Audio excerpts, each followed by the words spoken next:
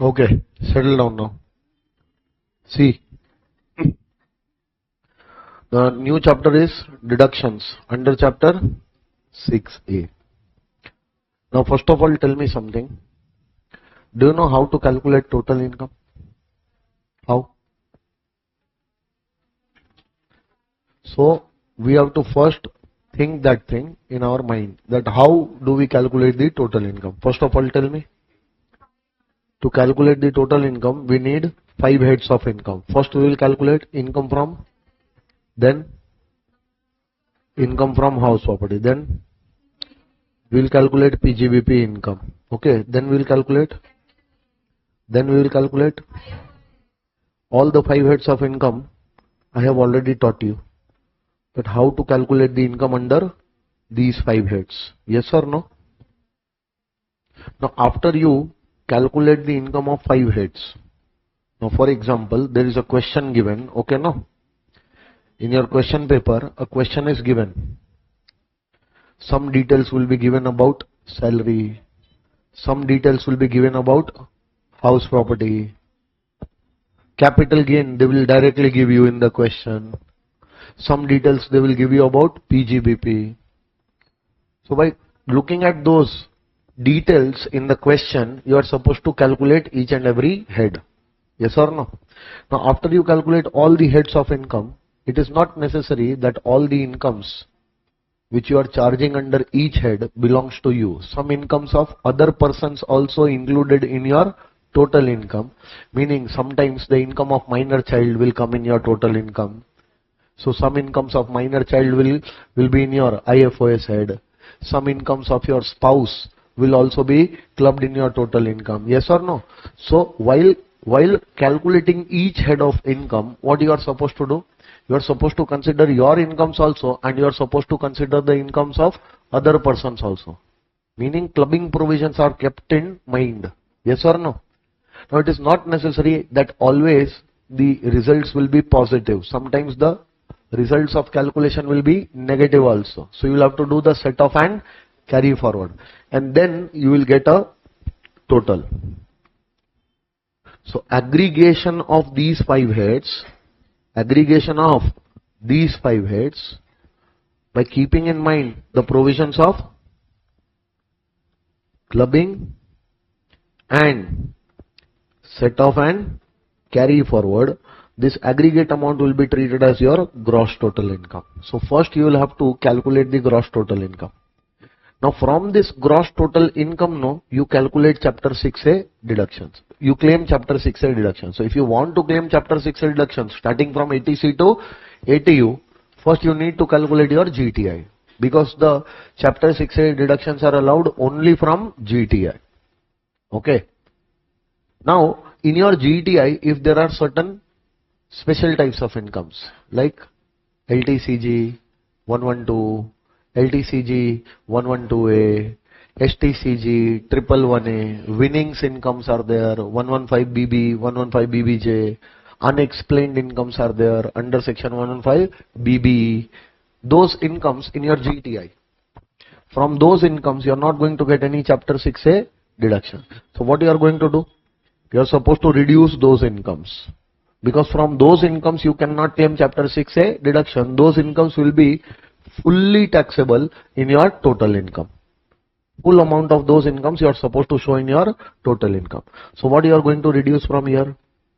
LTCG 112, then LTCG 112A, then STCG 111A, then winnings income, then unexplained incomes. Yes or no? All these incomes you are going to reduce from your GTI. You are reducing because chapter 6A deductions are not available from these incomes. After reducing this, no, you will get what? Balance amount of your gross total income. See, this is the amount eligible from which you can claim chapter 6A deduction. So from this balance GTI, you take what? Chapter 6A deductions, which are given in section ATC to ATU. Okay, no? Now remember, this chapter 6A deductions, the total amount What did I say? Total amount cannot be more than the amount of your balance GTI. That also you have to remember. Because for example, ATC to ATU, the total amount of deductions under chapter 6A was 5 lakhs. How much? But your balance GTI is only 3 lakhs. Can you claim 5 lakh rupees chapter 6A deduction from your balance GTI of 3 lakhs? No. So you'll have to restrict the amount of your chapter 6A deduction to the extent of available GTI. Yes or no? So the total amount of deduction cannot be more than balance GTI. So this or this, whichever is lower. So that lower amount will be allowed as a deduction.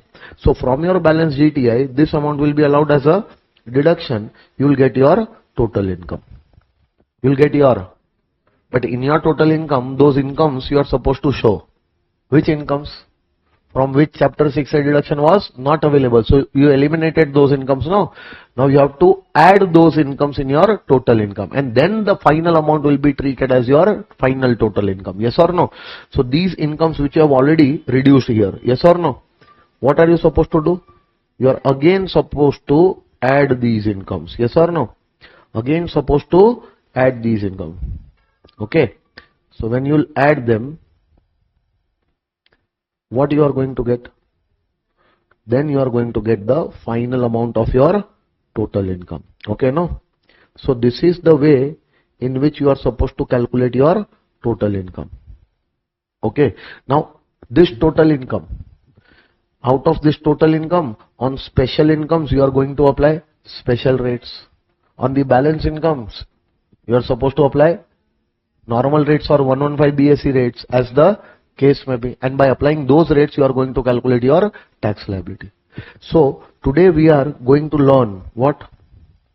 These chapter 6A deductions. And after claiming these deductions, how do you calculate your total income? So the questions on total income also, and on that total income how to apply the tax rates and how to calculate the tax liability, these types of questions will be asked in the exam for 15 marks, compulsory questions.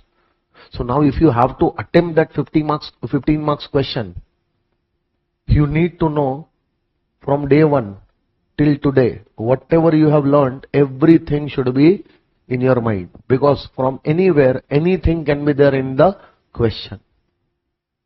So if you are doing a selective study, you are doing few things, you are not doing few things, you will never be able to attempt that 15 marks question. Because you don't know that which things are going to be asked in that question. It can be asked from anywhere. Yes or no? So the process will be discussed. Along with that process, how few questions will be solved, that I will tell you. But ultimately, you are only supposed to practice those questions at your home. The more number of questions you will solve, the more confidence you will get.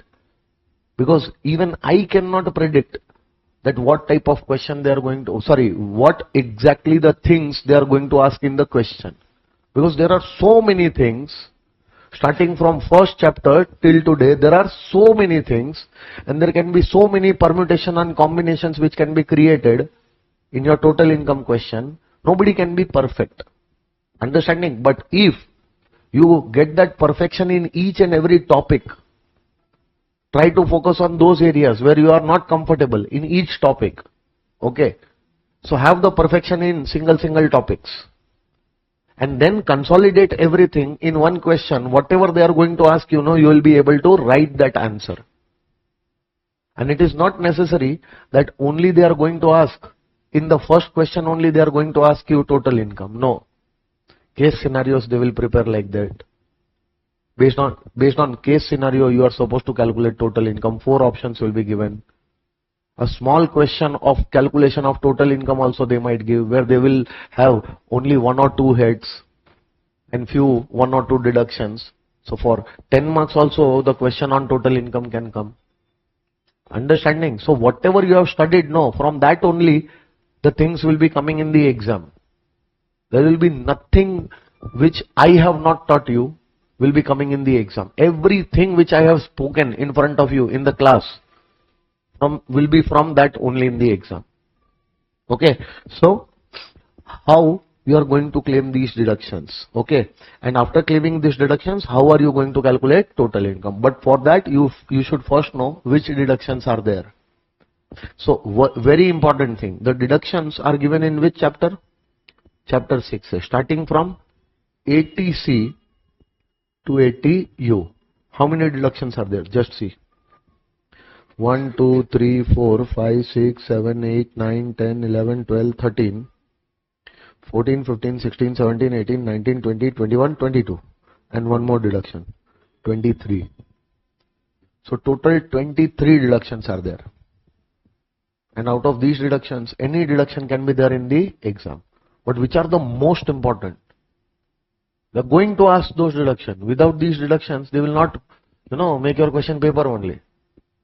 So few important deductions are, one is ATC, then it is ATD, then it is ATE, then it is ATG, yes or no? Then it is ATTTA, ATTTB. Out of this, ATTTA, ATTTB, I have already explained. Yes or no? So all these deductions you are supposed to consider. Okay. Now pay attention. If you want to claim these chapter 6 deductions, the important requirement is you are shifting out of 115 BSc. If you will shift out of 115 BSc, only then you are going to claim all these deductions. But what if you follow 115 BSc? You don't shift out, you remain in the default tax regime, then these deductions will not be available. Out of these deductions, only 3 deductions will be allowed.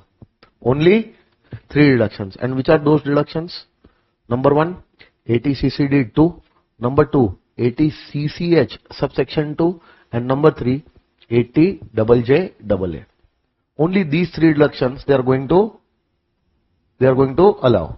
If you follow 115 BSc, all other deductions will be disallowed. Okay. But if you don't follow 115 BSc, you shift out, then only you can claim all these deductions. Yes or no? Now one by one we are going to discuss about all these deductions. Yes or no?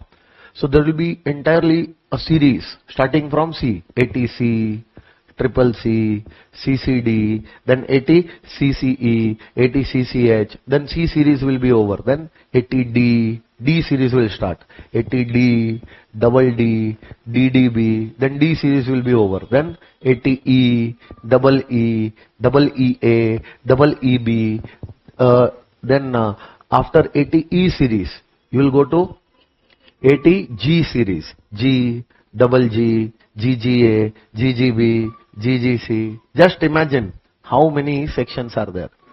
But I'll tell you one thing. Each and every deduction is very, very, very, very easy. The only thing, only place where we are going to spend more time is ATC. Because that is a biggest deduction, ATC. After that deduction will start, it will get over. It will start, it will get over. All the deductions are very easy, provided you pay a little bit of, attention. Set off and carry forward was easy, no? Clubbing was easy, no? So just like that, the deductions chapter is also easy. And when we'll be solving the questions on total income, now you will come to know even the total income questions are also easy, provided you remember the things on time. That, okay, for this information given in the question, what you are supposed to do. That thing, if clicks you on time, no, not a single question can put you in trouble. But for that, the earlier chapters, you have to put a lot of efforts. Understanding? So, let's start with chapter 6A, deductions. First one, deduction under chapter 6A shall be available from? Thank you. We know that. Deduction under chapter 6A shall not be available to be claimed from the 1, 2, 3, 4, 5. All these incomes I have already told you. Thank you. We already know this. But this last income, certain incomes of non-residents covered under section 115A, AB, AC, ACA, AD, BBA, then 115D, etc. So from these incomes also the chapter 6A deductions are not available. But since these incomes are not there in your CA intermediate syllabus, you are going to learn them in CA final. So you have to remember till this only. Till point number D. STCG 111A, LTCG 112 as well as 112A, winnings income under section 115BB and BBJ, and unexplained incomes under section 115BB. From these incomes you are not going to get any chapter 6A deductions. Okay, next one. Aggregate amount of deductions under chapter 6A cannot be more than the amount of remaining gross total income. I have told you. So in other words, deduction under chapter 6A cannot be more than gross total income, but it can be equal to or less than gross total. So you will have to restrict your amount of deductions to the extent of balance GTI. Yes or no? So salaries, house property, PGBP income, capital gain, IFOS as adjusted by clubbing and set off. You will get gross total. Out of your gross total income, special incomes are there. From that you are not going to get chapter 6A deduction. But excluding special incomes, the balance GTI is there. From that you are going to get chapter 6A deduction. But these deductions which you are claiming cannot be more than balance GTI. So after reducing this, you will get what? Total income. And in that, the special incomes will be added. Final total income will be this much. So this is calculated like this. We have seen like this. Understanding or not? Okay, now the first deduction which we are going to do. First deduction, and very important. In the examination you cannot go without ATC. If you are going without ATC, understand that one adjustment or two adjustments will be 100% there from ATC. Okay, so understand. Deduction under section ATC, first deduction. This deduction is available with respect to certain specified payments or investments.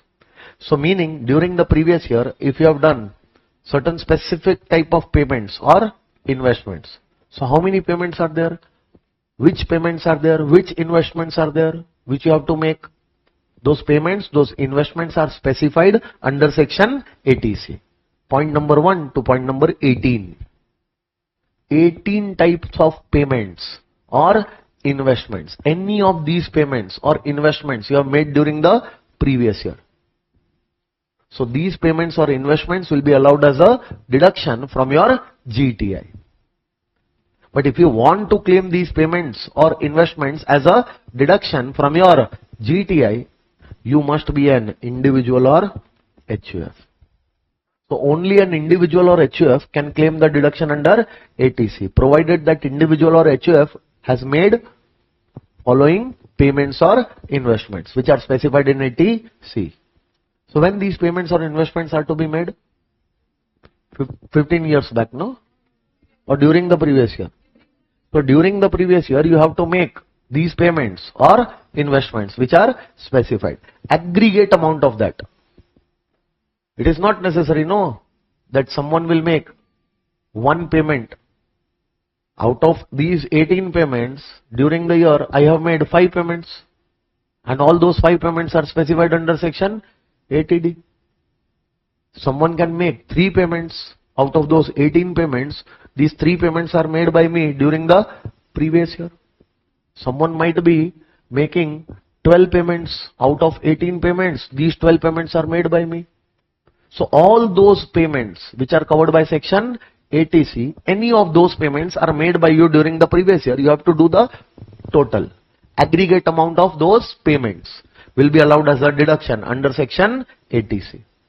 But remember, under section ATC, the full amount cannot be allowed as a deduction because the limit is 1,50,000.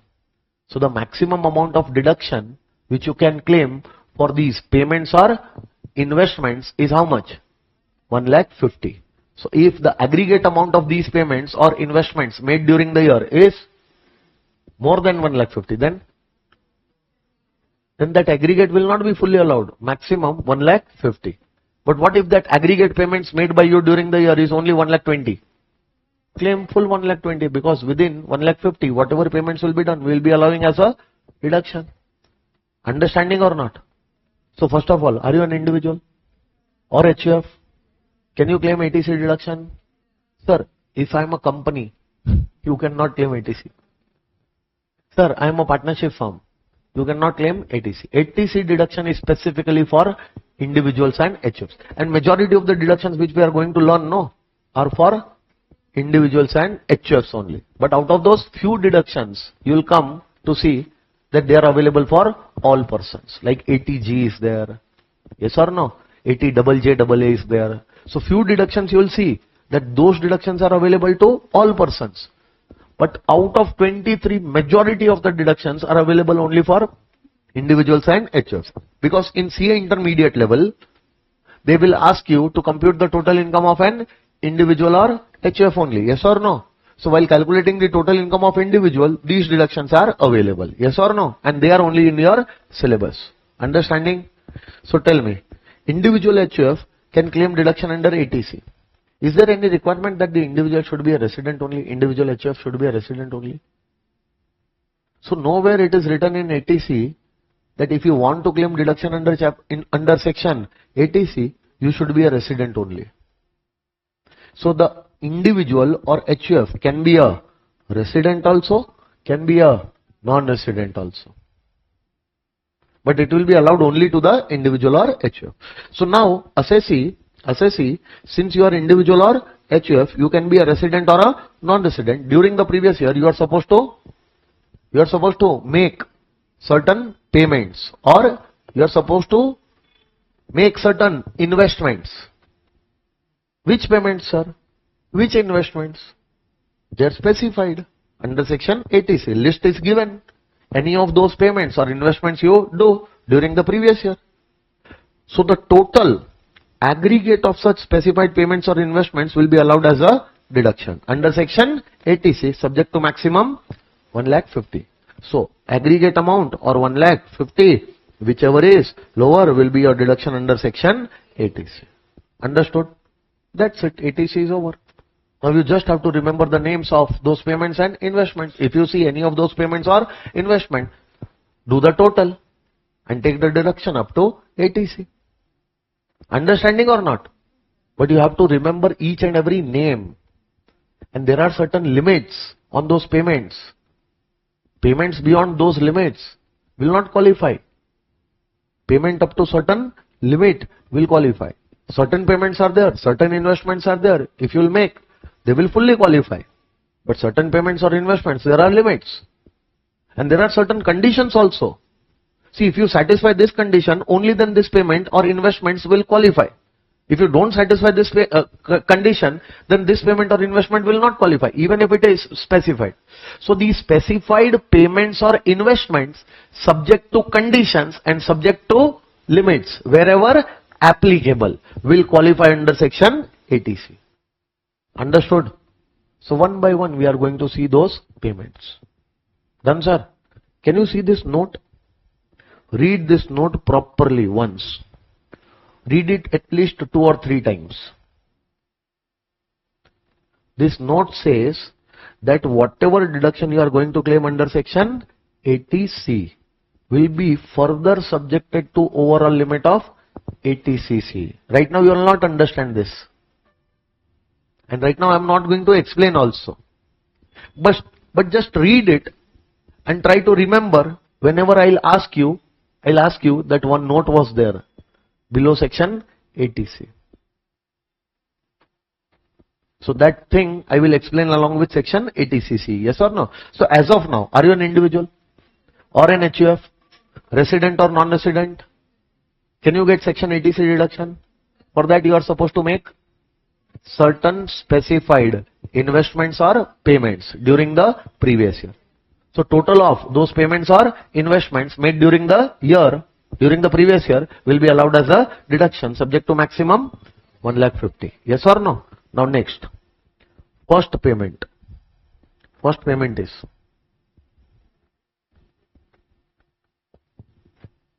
don't you know that for life insurance premium you get ATC deduction? You already know that. So during the previous year, pay the life insurance premium. Whatever life insurance premium you have paid will be allowed as a deduction under ATC. Will qualify under section ATC. It is that easy? No. Just because you have paid the life insurance premium, that life insurance premium will not be allowed under ATC. That premium must be paid for your life insurance policy, or the life insurance policy of your spouse, or the life insurance policy of your children. That's it. Sir, I have paid the life insurance premium for my uncle. Will it qualify under ATC? No.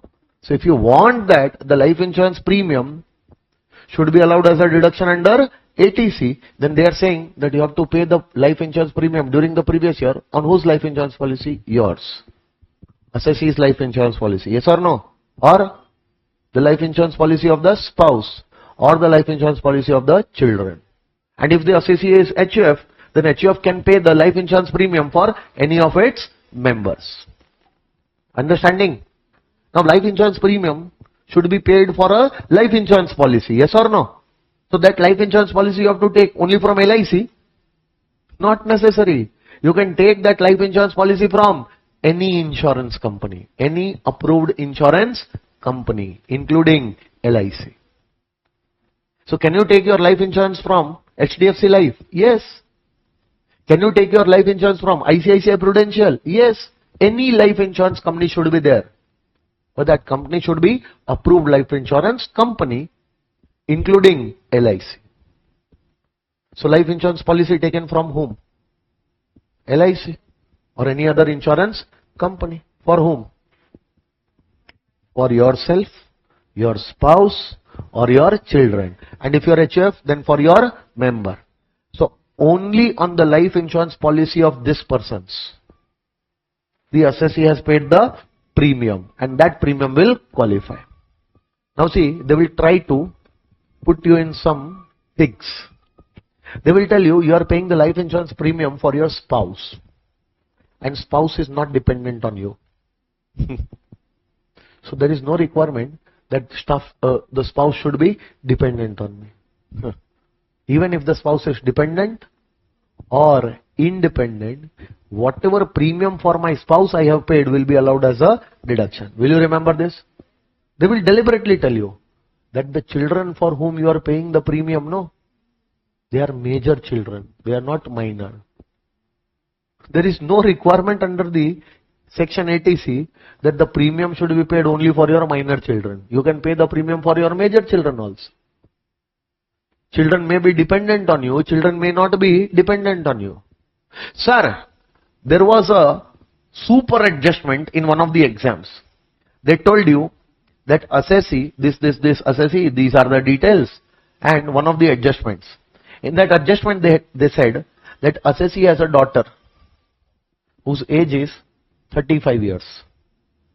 Assessee has a daughter whose age is, and she married 10 years ago. And since then, the insurance premium, life insurance premium of that daughter, even after her marriage, is paid by the assessee. Oh, so assessee is paying the premium for married daughter. There has to be some trick. Many of the students did not take the deduction for that premium, thinking that it was paid for married daughter. Just because my daughter is married, she is no more my daughter. She is still my daughter, no? So there is no requirement under ATC that the children should not be married, they should be unmarried, your children should not be independent, they should be dependent. All such bullshits deliberately they will give you in the exam, so that you confuse and do something wrong. Even if the life insurance company is situated outside India, there was one exam question in that they had asked that the life insurance policy for which the premium is paid, that premium is paid to Life Insurance Corporation of Canada. Oh, Life Insurance Corporation of Canada. Policy is taken from an insurance company, Canada. No requirement that the policy should be taken from any Indian insurance company. It can be taken from any insurance company. Either it is LIC or any other approved insurance company. Understanding or not what I am trying to tell you? So first of all, tell me, are you paying life insurance premium? Life insurance premium should be paid by individual for himself or herself. For self, yes or no? Or for spouse or for children. Spouse may be dependent, may not be dependent. Children may be married, unmarried, dependent, independent, minor, major, any type of children will be okay. Yes or no? So children can be minor also and children can be major also. Will it make any difference? No. Even for minor children the premium is paid will be allowed, and even for major children the premium paid will be allowed. And if the life insurance premium is paid by HUF, so it has to be paid by HUF for any members. Members may be dependent, may not be dependent on the HUF. Will not make any difference. So whatever premium is paid for these persons during the previous year by the assessee will be allowed as a deduction. Will qualify for deduction under section 80C. You can bring that premium under 80C. But remember, there is a limit of premium which you should pay. Premium for these policies we are going to allow, but we are not going to qualify the entire premium. Premium should be paid within limits. If the policy was taken on or after 1st April 2003, but on or before 31st March 2012, the maximum premium on that policy should not be more than 20% of the capital sum assured. If you have paid any premium over and above 20%, that excess will be ignored and only to the extent of 20% will qualify here. If the policy was taken on or after 1st April 2003, but on or before 31st March 2012. What if you have taken the policy on or after 1st April 2012, but on or before 31st March 2013? Then maximum premium on this policy should not be more than 10% of capital sum assured. What if the policy is taken on or after 1st April 2013? Then maximum premium on this policy should not be more than 15%. If the policy is taken for a person suffering from any disability specified under section 80U, or that person is suffering from a disease specified under section 80DDB. For that person, if the policy is taken on or after 1st April 2013, then for that person the premium should be maximum 15%. But for a normal person, if the policy is taken on or after 1st April 2012, any time, then maximum premium should be 10%. And remember one thing, if you have paid premium every year within these limits, then full premium will qualify under 80C, and later on when you will get the maturity proceeds of the policy, that time the maturity proceeds will also be fully exempt. And every year you are paying premium more than the limits, then to the extent of limits, the amount will qualify under 80C, and at the time of maturity also, you will not get the exemption of maturity proceeds. Understanding? So every year, how much premium will qualify under 80C? Every year, how much premium will be qualifying under section 80C? 20%, 10%, or 15% of the capital sum assured. Maximum that much premium we can give you as a deduction under 80C. So if you have paid premium in this year and that premium is within this limit, then full premium can be qualifying.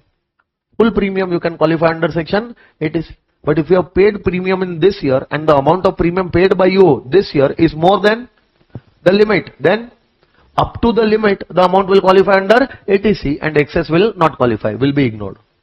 And see, later on, no, from this policy, whenever you will receive the maturity proceeds in future, that time that maturity proceeds will also not be exempt. Understanding or not? Read this. Note number 4. 1, 2, 3, 4. All these points I have already explained. If the policy is taken between this period, then maximum 20%. This period, then maximum 10%. On or after 1st April 2013 for a normal person, then it is 10%. And on or after 1st April 2013 for handicaps, then maximum 15% of capital sum assured. Maximum this much premium will qualify under section 80C. Any premium paid over and above this will be ignored. Only this much premium will come in 80C. Understanding? Premium in excess of limit will not qualify. Yes or no? and also the premium paid for others, even if it is within the limit, will not qualify. Premium paid for these persons will qualify, and to the extent of this limit only will qualify. So now there are two requirements. First requirement, premium must be paid by the assessee for self, spouse, children, or HUF will pay the premium for member, and the premium paid in this year must be within these limits. Then only that much premium will qualify. Understanding? Sure. Now one small question should I ask you. You are an employee. Your employer has paid the premium for yourself. First of all, it will be your perquisite, and then later on that amount can be claimed as a deduction under 82, subject to this limit. Your employer has paid premium for your spouse, taxable as perquisite, and later on that amount can be claimed under section 80C because it was for spouse, subject to this limit. Yes or no?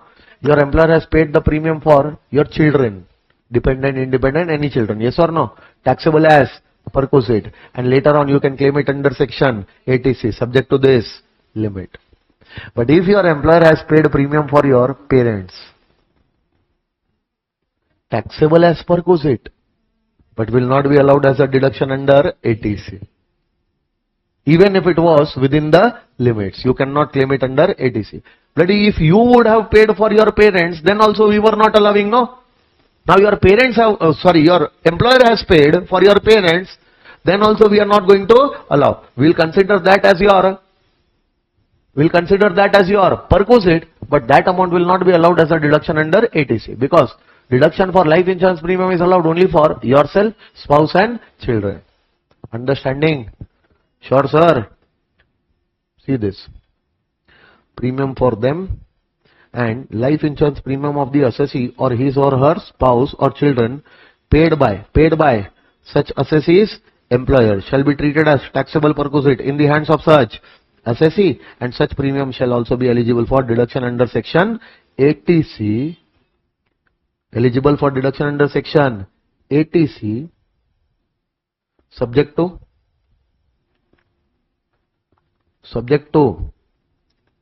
following limits. That entire premium you cannot bring here. Premium paid by employer to the extent of following limits will qualify. Understanding? Okay. Now see, is there any requirement that the life insurance premium should be paid by modes other than cash? There is nowhere it is written that you cannot pay your life insurance premium by cash. So even if the life insurance premium is paid in cash, it will be allowed.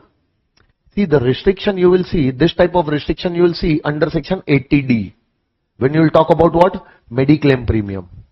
So if you want to claim the deduction of mediclaim premium under section 80D, that time it is required that the mediclaim premium should be paid by any mode other than cash. But that requirement is not there for life insurance premium.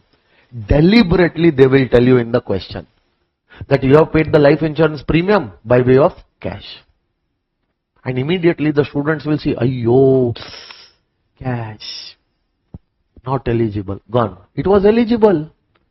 Even if you pay in cash or you pay by other modes, life insurance premium will be eligible. Yes or no? So is there any specific requirement that the life insurance premium should be paid by way of prescribed modes or other than cash? No. So even if the life insurance premium is paid in cash, any mode including cash will be eligible. Understanding? So first note, did you understand? Second note, did you understand? Third note is done, and fourth note is also done.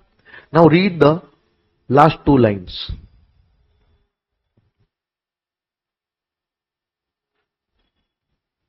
That also you know.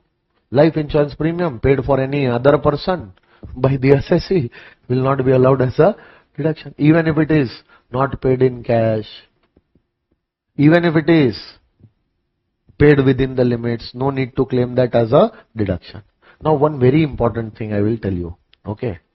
See the insurance policy which you have taken, life insurance policy for yourself, spouse or children. The premium you are paying, that premium is allowed as a deduction under ATC. So now there is a requirement that policy you cannot surrender within 2 years.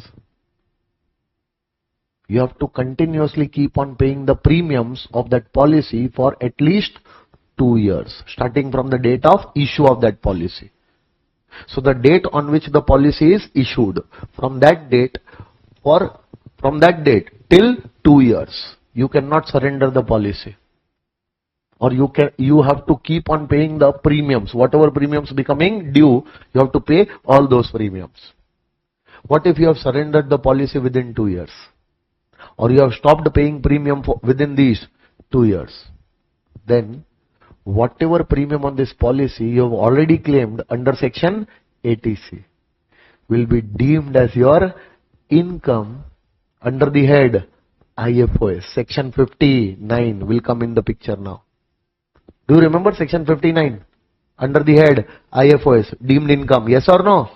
So now the premium which you have paid earlier and for which the deduction was already allowed under section ATC, that entire premium we will treat as your deemed income under the head IFOS. If you have surrendered the policy within 2 years or you have stopped paying the premium within 2 years.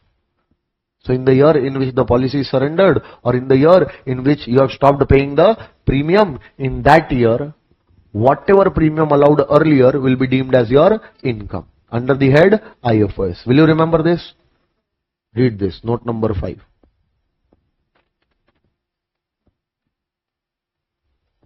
So if the life insurance policy is terminated or discontinued within 2 years from the date of its commencement or before the premiums for 2 years have been paid, then the aggregate amount of deduction under section ATC in respect of the premium on such policy granted in the past years shall be deemed to be the income of the previous year in which such policy is terminated or discontinued, as the case may be.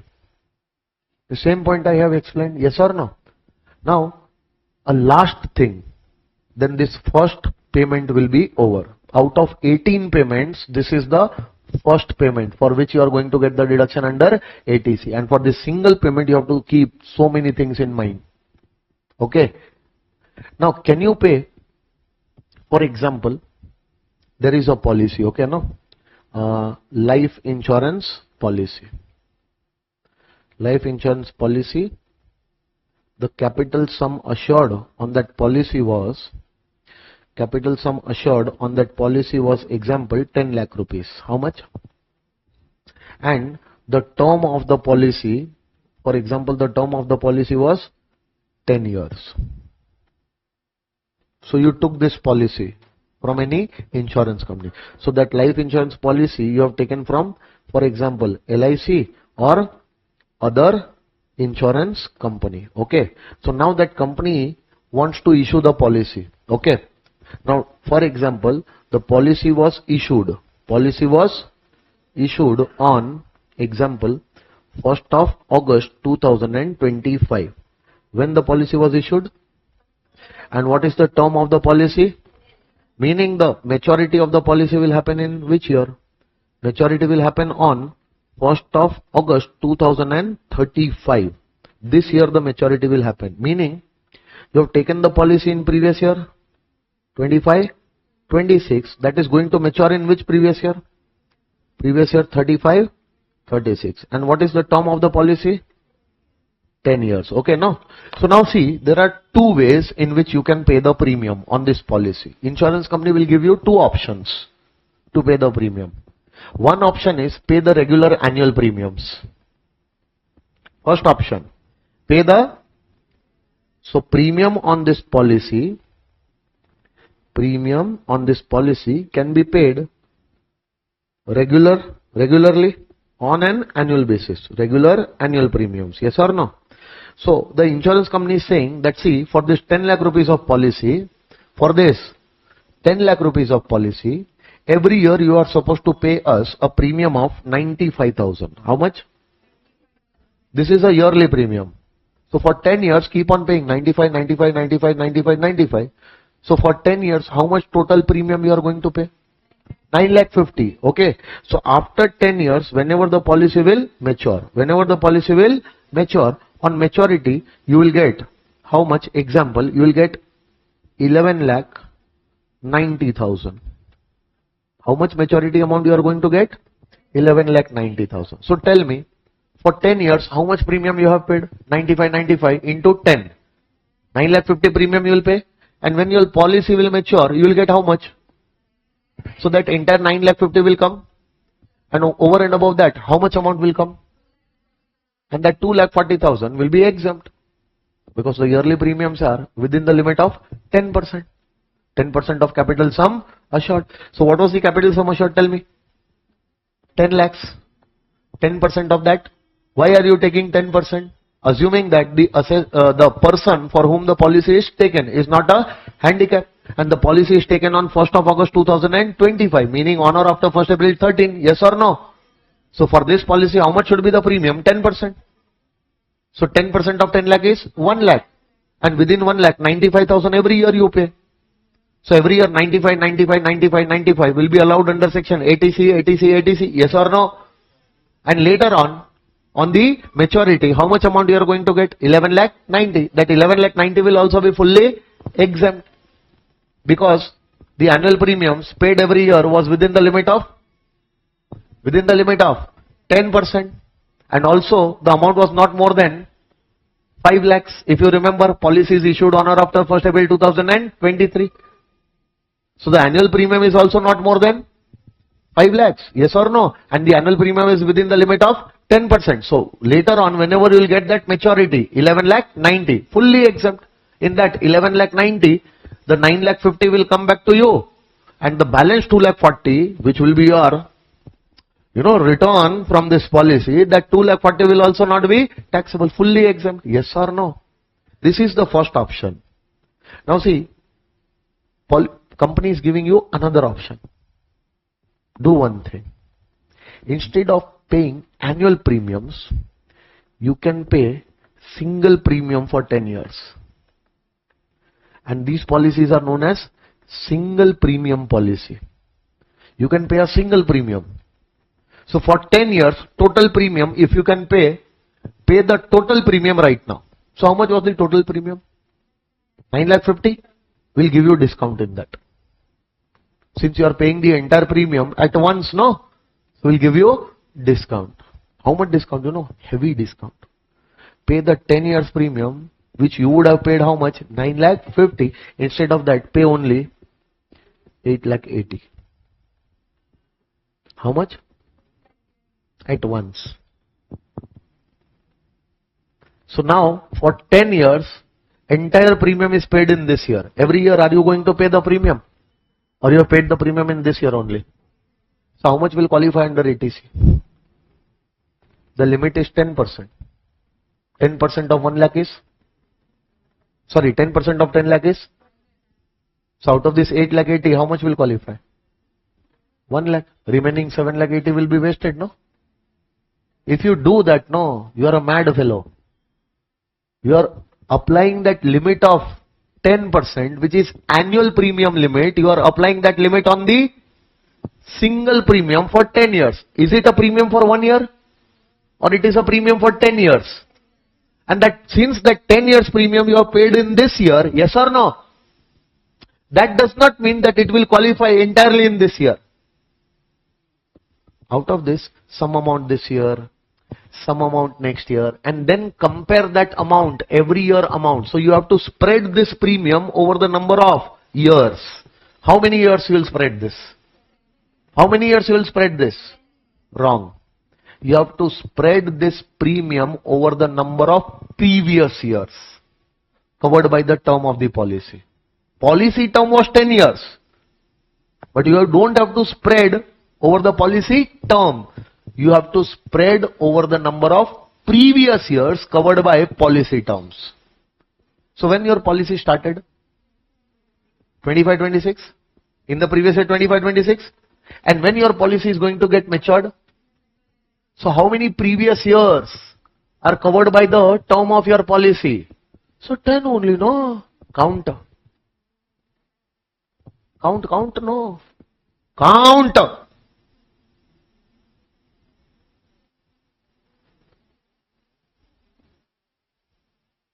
You're getting 10. 9, no? 9 slabs you will get. 11 previous years, bloody. Previous year 25, 26, some part. And previous year 35, 36, some part will be 1 year. And in between 9 years. So 9 plus 2, 11. If you don't trust, count. 25, 26, 26, 27, 27, 28, 28, 29, 29, 30, 30, 31, 31, 32, 32, 33, 33, 34, 34, 35, and 35. How many previous years?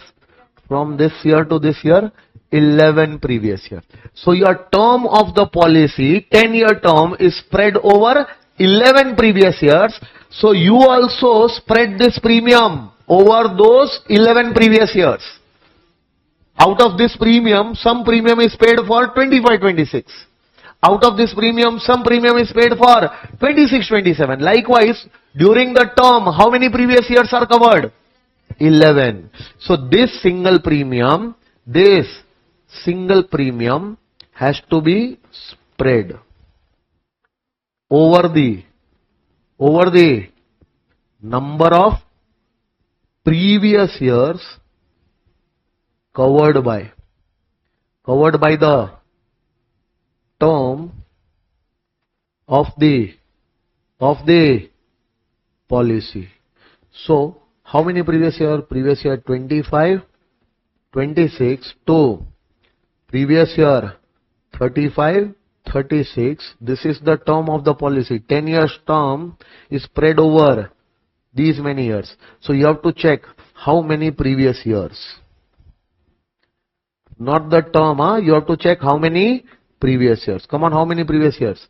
11 previous years. So you have to spread this 8,80,000 into 10 years. No, it will be wrong. You have to spread it over 11 previous years. So instead of dividing it by 10, you will divide it by 11. So if you divide 8,80,000, so divided by 11 previous years. So premium per previous year is how much? 80,000 per previous year. So for premium for 25, 26, 80,000. Is it within the limit of 1 lakh? Yes, fully qualified. Premium for 25, 26, then premium for 26, 27. So in that year 26, 27, claim 80,000 in that year. In the year 27, 28, claim 80,000 in that year. Don't qualify this entire 8,80,000 in this year because you will not be able to qualify. Because the annual limit is what? 10%. Yes or no? And within that 10%, this does not fit. Whatever excess will be there will be disallowed. You want to do that? And that 10% limit is, by the way, limit on annual premium. And why are you applying that annual premium limit on the premium for these 10 years? Getting my point? See, so what will happen? Previous year 25, 26 to previous year 35, 36. Every year you will pay how much premium? Sorry, the last premium here you are going to pay in 34, 35. 34, 35. So every year yearly premium is 95,000 or 10% of 10 lakh, whichever is lower. Yes or no? How much? 95,000 will be eligible under section 80C every year. Yes or no? Because that 95,000 annual premium, first premium you are going to pay on 1st of August 2025 in 25-26. Second premium 1st August 26. Third premium 1st August 27. Likewise, you will pay that premium till 1st of August 2034. 1st of August 2034, and that will be remaining, that will cover the period till 1st August 2035, because on that day the policy will expire. Yes or no? So starting from starting from 25-26 till 34-35 every year 95 subject to 10%, 10% will qualify every year. Yes or no? So every year 95,000 deduction you are going to get for this policy. Understood? Now what about this policy? Every year you are paying premium or single premium. So this year entire premium you have paid. So you have to spread that premium over the number of previous years covered by policy term. So 10 years? No. 11 previous years covered by those 10 years. So you have to spread over 11 previous years. So 80,000 every year. What will happen here? Tell me. Every previous year, starting from previous year 25-26 to previous year 35-36. Every previous year, what are you going to do? 80,000 every year premium or 10% of 10 lakh, whichever is lower. So every year 80,000 will qualify under section 80C and will be allowed as a deduction. And later on whatever amount you are going to receive. Sir, why would anyone pay this premium 8,80,000? Because the benefit in this single premium is more. You would have paid how much? 9,50,000 and you would have received how much? 11,90,000. So gain of only 2,40,000. Benefit of only 2,40,000. But if you pay 8,80,000 right now, on maturity you will get how much? 11,90,000. So how much is the benefit? 3 lakh. So definitely the benefit is more. And if you find it attractive, you can pay the single premium right now. And this amount is available with you and which you don't want to invest anywhere else. You can invest very well in the insurance policy right now. Understood? Even this can be asked in the exam. Mr. X has taken an insurance policy on his life. So entire question is framed for Mr. X. And in that question, one adjustment is there. Mr. X has taken a life insurance policy on his life on 1st August 2020. Capital sum assured was 10 lakh. But for this, he has paid a single premium for 10 years term of the policy amounting to rupees 8,80,000 in this year. Now if you qualify 8,80,000 in ATC, gone. Because out of 8,80,000, only 10%, 1 lakh you will qualify, your answer is wrong. You have to calculate like this. Will you be able to do it? Yes or no? Sure? Okay, let's move on. Let's move on to the second payment now. How many payments are there? 18 payments are there. Out of those 18 payments, first payment they are telling you to do life insurance premium. Pay the life insurance premium during the year, subject to such conditions, restrictions, and subject to such limits. The premium will be allowed as a deduction under section 80C. These all things you are supposed to remember. Now they are telling you to make the second payment. Come on. Let's see the second payment. Any payment, they are saying any payment in respect of non-commutable deferred annuity plan made during the previous year. Now the second type of payment you can make, they are saying okay, no problem, you don't want to pay for life insurance premium. No, do one thing, you can pay for non-commutable deferred annuity plan. But that plan you will pay for that plan as an individual. So you are an individual assessee, not HUF. You are an individual assessee and you are making the payment during the previous year for non-commutable deferred annuity plan which you have taken for the benefit for yourself, your spouse or your children. So that plan is taken for the benefit of yourself. Plan might be taken for the benefit of your spouse also, or the plan might be taken for the benefit of your children also. Which is that plan? Now what do you mean by this plan? The returns which you will get from this plan in future. Right now invest in the plan. Whatever amount you will invest in this plan will be eligible for ATC deduction. Yes or no? But whenever the plan will mature in future, that time you will start getting annuities. fixed amount on a regular basis. That is why the plan is annuity plan. No, annuity plan means right now. No, in future. Future means deferred, not right now. Keep on investing right now, but that investment is going to give you return right now or in future. Future. That is why deferred. And in future, what returns you are going to get from this plan? Annuities. Annuities means fixed amounts on a regular basis, also known as pension. Also known as what? Which you cannot commute. You will have to take that amount on a regular basis, which you cannot commute to get a lump sum. You cannot tell that no, at the time of maturity, you will come to know that now you will start getting what? Pension. Now you will start getting a regular income. You cannot tell that no, I don't want to take this regular payment. I want to commute and I want to get a lump sum. You cannot do under this plan. Hence this plan is a non-commutable. So this plan can be of any insurance company. This plan can be of UTI. This plan can be of any mutual fund. This plan can be of any financial institution. Yes or no? But in this plan, you have to invest in this year. So keep on investing every year. Keep on getting the deduction under section 80C every year. So whatever amount you invest in this year will be allowed as a deduction under 80C. Whatever amount you will invest in this plan next year, you will get the deduction under 80C next year. Till the time the maturity happens, every year you will invest and every year you will get the deduction for the investment made in this plan. Yes or no?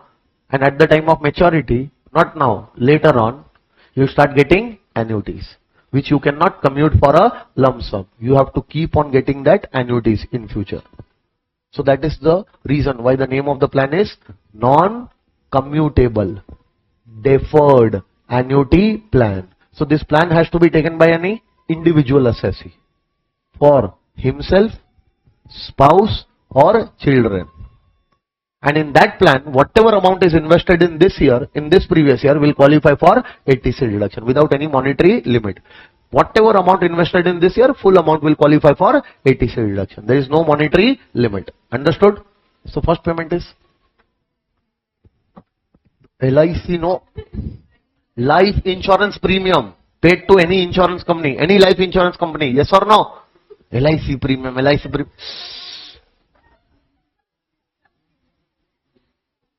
Mineral water is not mineral water. You are not calling mineral water. You are calling it Bisleri only. But bloody, this is Aquafina.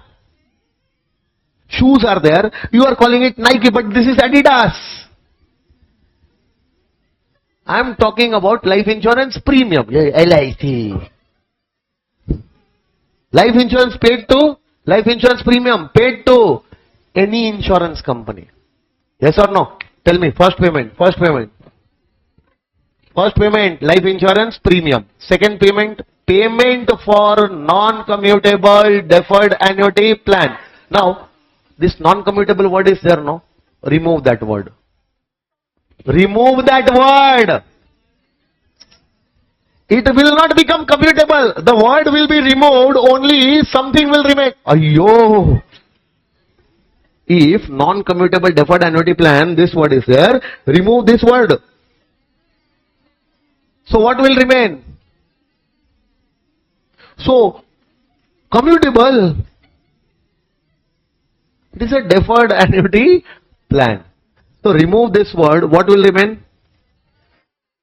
And that will be your point number 3. That will be your point number 3. If you are a government employee. Which employee?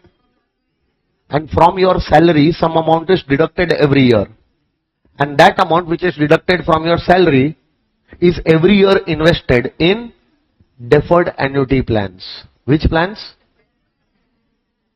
And that plan can be for the benefit of yourself, your spouse or your children. But this point number 3 will be applicable for all individual assessees? No. Only that individual assessee who is a government employee.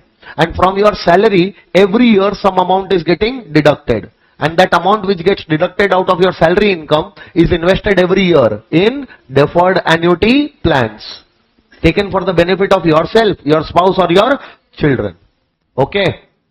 But the amount which is deducted from your salary and invested in deferred annuity plan should not be more than 20% of your salary. Monetary limit is there. So this year, for example, this year, 10,000 was deducted every month. So total deduction, 1,20,000. So 1,20,000 deducted out of your salary in this year, and this 1,20,000 was invested in which plan? Deferred annuity plan, for your benefit, for the benefit of your spouse or children. That 1,20,000 will qualify under section 80C. But wait. Limit is 20%. Qualifying limit is 20%. 20% of your salary. And your salary means basic and DA in terms.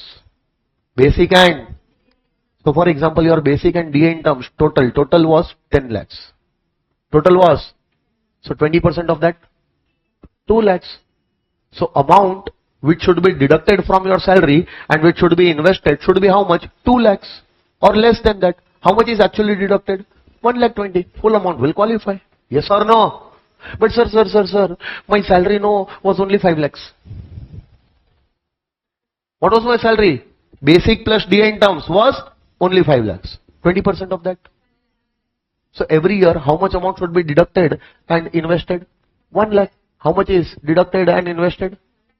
Excess 20,000 will be ignored and only 1 lakh will qualify. Will you remember? Come on, first payment. We have to remember everything. I am telling you. That is why after completing each and every point, I will start from point number 1. First payment. Second payment. Non-commutable deferred annuity plan. And from second point only, third point will be deferred annuity plan. But this deferred annuity plan, the amount should be invested out of your salary. The amount should be deducted out of your salary. And that amount should not be more than 20%. And this investment is allowed as a deduction only in the hands of government employees. Yes or no? Now point number 4. Point number 4. Sukanya Samriddhi account. Have you heard about it? So, I have a girl child. So, I am the parent of a girl child or I am a legal guardian of that girl child. So, on the name of my girl child, if I have opened a Sukanya Samriddhi account, 4-year-old girl, point number 4. Point number 4, 4-year-old girl child. How old she is? Only 4 years old girl.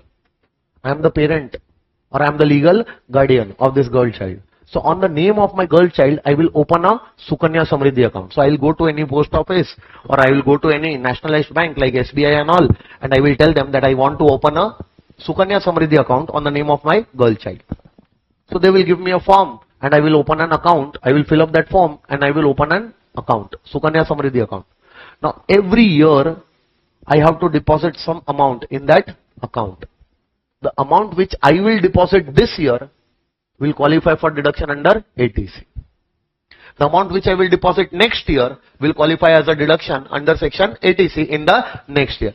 Sir, the amount which I deposited last year, was allowed as a deduction under 80C in the last year. So every year, whatever amount I will deposit will qualify as a deduction under 80C. So entire amount deposited in this year will qualify for 80C deduction. Entire amount deposited in the next year will qualify for a deduction in the next year. Yes or no?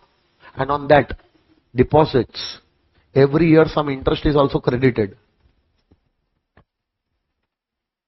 Fully exempt. 10 subsection 11A. I have already told you under the head IFOS. And when my Sukanya becomes Kanya, maturity, yes or no? And then the amount will be withdrawn to be utilized for my child's marriage, further higher studies, etc. So the amount which is withdrawn out of Sukanya Samriddhi account in the future, total amounts deposited for these many years, total interest which has accrued in that account, yes or no, that lump sum amount will come on maturity and that full lump sum will be fully exempt under section 10(11)(a). So I will get deduction under 80C for interest, no? Say yes. I will get deduction under 80C for that maturity amount, no? or the amount which I will deposit in this year. So every year keep on depositing that amount. Keep on taking the deduction under ATC. Every year whatever interest will accrue, allowed under ATC, no? Sir, Sukanya Samriddhi account. You said ATC. One tight slap I will give you in the exam hall only. Close your eyes and think that I am standing beside you. Just because it is a Sukanya Samriddhi account, always ATC will not come. If this previous year from your pocket you deposit, for that amount you get ATC deduction. In the question they are telling you that interest credited to Sukanya Samriddhi account. You are underlying and you are writing ATC. Fill in the blanks and use a good word for yourself. The amount which is getting credited in your Sukanya Samriddhi account in this year as interest is not the amount which you are depositing. It is an income. But that income is fully exempt under section 1011A. You had opened an account few years back. Sukanya Samriddhi account. Now in this year, in the previous year 25-26, that account is getting matured. So the maturity proceeds from that account is coming in this year. You will take the deduction under ATC. Bloody that maturity proceeds coming from Sukanya Samriddhi account in this year is income. That is fully exempt under section 1011. So what is to be considered here? 4 years girl child. I have opened an account. From my pocket, this year whatever amount I will deposit, no, only that amount will be claimed as a deduction under ATC.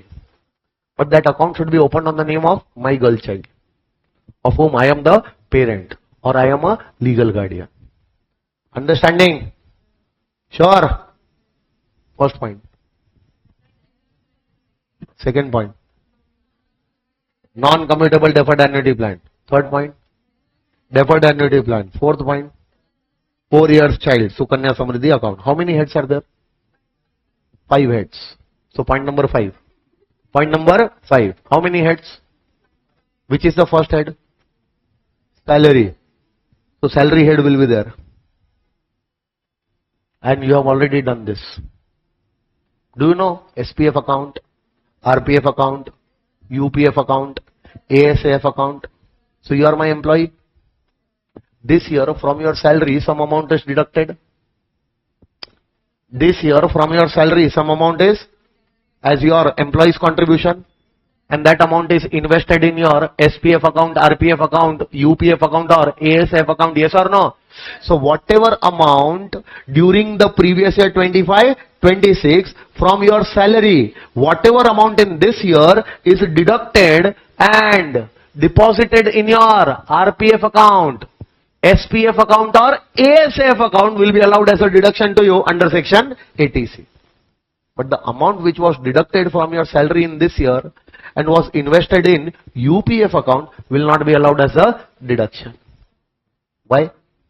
Because that account is unrecognized. Income tax department does not recognize that unrecognized provident fund. In their eyes, such type of provident fund does not exist only. They don't recognize only. So the fund which is not an approved fund or which is an unrecognized fund, in that fund if you will make the contribution out of your salary, we are not going to give you any deduction for that. But if the fund was SPF, RPF or ASF, from your salary some amount is deducted and that amount is invested in SPF, RPF or ASF, for that also you are going to get a deduction under ATC. Because that amount entirely you have shown as a part of your salary appearing in your GTI. So in your GTI the salary will appear, and in that salary, full salary which you have taken, out of that amount only the amount is deposited in your SPF, RPF or ASF. No, for that amount we are going to give you a deduction under ATC. Your employer will also contribute, if you remember. Your employer's contribution will also be allowed here, no? Employer's contribution is your income. If employer's contribution is happening in SPF, fully exempt. Employer's contribution happening in UPF, fully exempt. Employer's contribution to your RPF in excess of 12%, that is treated as your salary. And for your employer, that is an expense. Employer will claim that under the head PGBP. That is different and this is different. Yes or no? You have to be very careful about these points. Easy, but you are going to commit mistakes in these points. Okay. Now next one. Point number 5. 5 heads of income. First head, salary.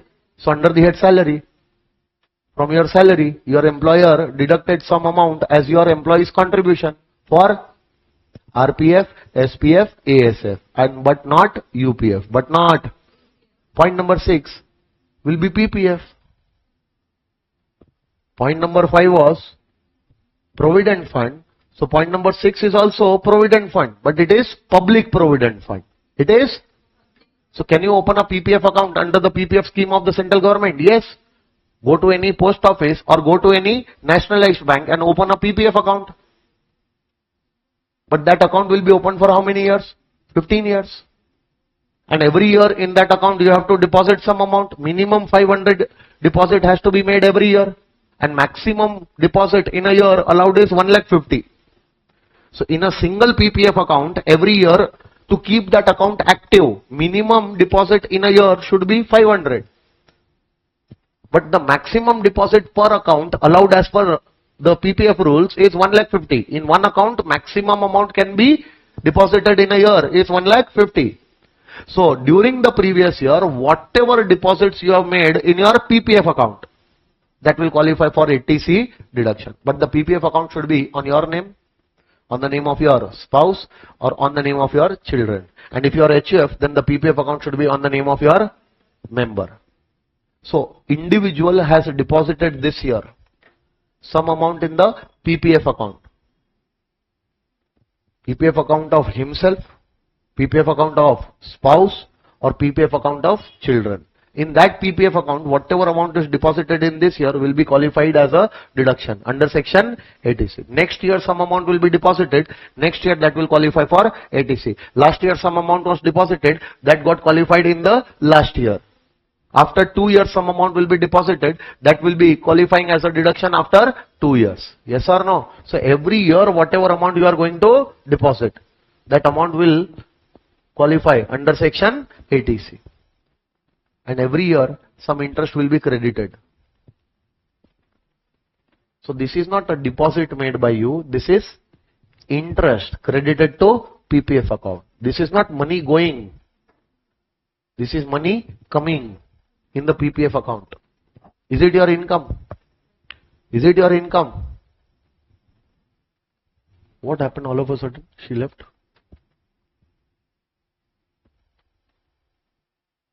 Call her, go call her now. All of a sudden she left. Call them first. Time is still there, no?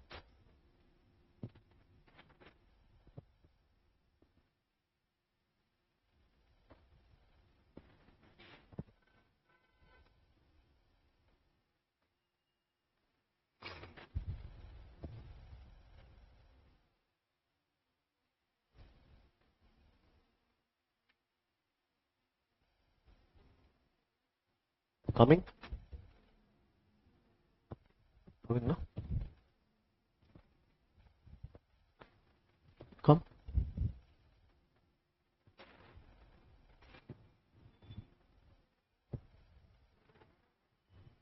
So you should have told me, no? So you should have told me, no? All of a sudden you will leave like this then? 2 days ago you asked for my permission, no? Then why not today?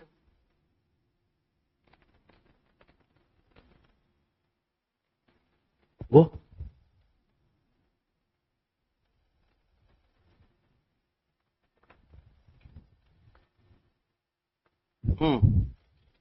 First point, tell me. So I'll write one by one. First point, LIP. Second point, non-commutable deferred annuity plans. Third one, deferred annuity plans. Fourth point, Sukanya Samriddhi account. Then fifth one, employees, meaning assessees, own contribution. Yes or no? Assessees own, meaning employees, contribution to SPF, RPF, ASAF, and UPF also happens. No, UPF happens, but it is not allowed. It happens, but it is not. You will contribute out of your salary to UPF also, no? So this is allowed, this is allowed, this is allowed. Done, sir? Point number 6. Contribution to Public Provident Fund. Contribution means deposit. Okay, no? Own contribution means deposit. Sukanya Samriddhi account means deposit. Yes or no? So Sukanya Samriddhi account, deposit. Deposit or contribution in Sukanya Samriddhi account. Deferred annuity plan, what you are going to do? Deposit. You are going to invest. So this ATC deduction talks about the amounts contributed, amounts deposited, the payments made. For that you are going to get ATC deduction. Yes or no? Now contribution to PPF. Whose PPF? Spouse, self, children. And if assessee is HUF, then PPF account of member. Now see, once you read section ATC, no, so write down the main points like this. And now, when you have written this contribution to PPF, try to recollect. What important points were there in the PPF? Try to write down these points in the bracket here. That I have to remember the PPF account for self, spouse and children. And HUF, then the PPF account of member. How much deposit? Any amount deposited in this year will qualify. There is no monetary limit. So when you will write down LIC, life insurance premium, yes or no? That time you have to remember. The life insurance premium for self, spouse, children. Whether paid in cash. So those points you are supposed to recollect.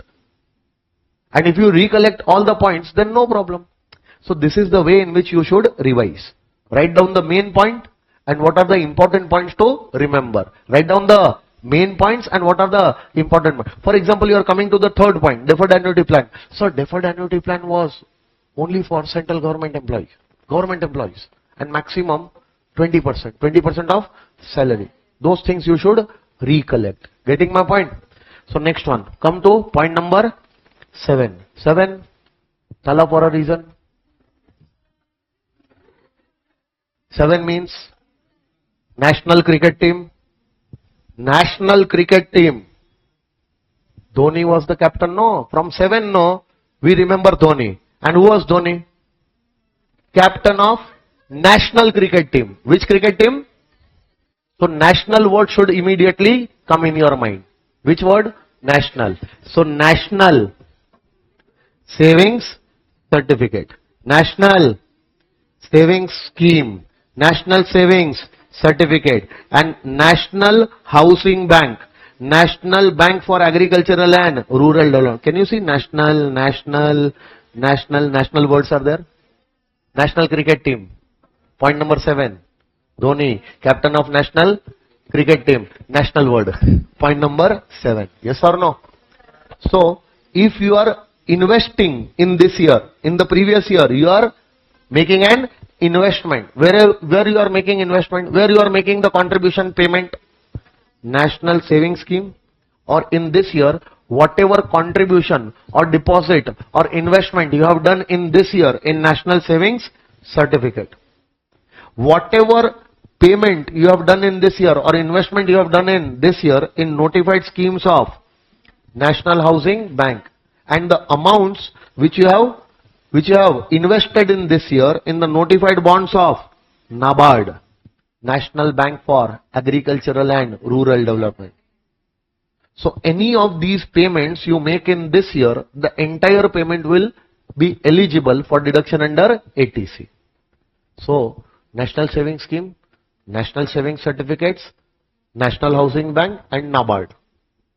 National Savings Scheme, National Savings Certificates, National Housing Bank and NABARD. Whatever payments are made here in this year will qualify as a deduction under ATC. But for NSC, every year the interest will accrue. So NSC investment will be made in this year. This year the deduction will be available under ATC. But now you forget about that amount for the next 15 years.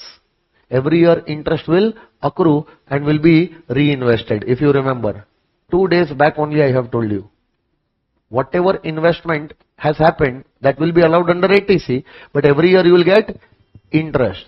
Will that interest come in your hands? No. It will be accrued and reinvested in NSC. Accrued and reinvested in NSC. So first year interest accrued, reinvested in NSC for second year. Second year interest accrued, reinvested for third year. So every year whatever accrued interest will be there, first that interest will be taxable under the head IFRS, and since that is getting reinvested in NSC, so that will be allowed as a deduction. Even that accrued interest of this year will also be allowed as a deduction under ATC. But this will happen for first 14 years.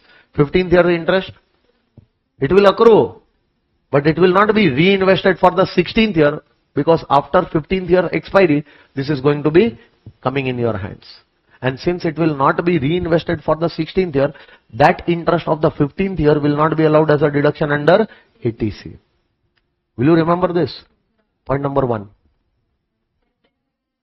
So you have to speak all those things for 18 times with me, huh? Number 1, life insurance. Number 2, non-commutable deferred annuity plan. Third point, deferred annuity plan. 4 years child. Sukanya Samriddhi account. Yes or no? 5 heads. First head salary. From salary head, employees contribution to RPF, SPF, ASF, but not UPF. UPF is not there, but point number 6, PPF is there. Point number 6, PPF deposit. Point number 7 means national cricket team. National cricket team, national savings scheme, national savings certificates, national housing bank, and national bank for agricultural and rural development means NABARD. If you see any of these names, no, if you are doing any of these investments in this year, payments or contribution in this year, the amount will qualify under section ATC. Okay. Now point number 8, 9, 10, 11. These 4 points are connected with each other. So tell me, after point number 6, point number 7 was national savings scheme, national savings certificate, national housing bank and NABARD. Yes or no? Okay, now pay attention. National savings scheme national savings scheme, 2 things. National savings scheme deposit or investment is also allowed as a deduction under ATC. Yes or no? And national savings scheme accrued interest. Year 1 to year 14. Year 1 to year 2 effects. IFOS, then ATC deduction. And what about year 15 interest? IFOS taxable, but ATC deduction you are not going to get for that. Yes or no? So this you have to remember with NSC. Point number 8.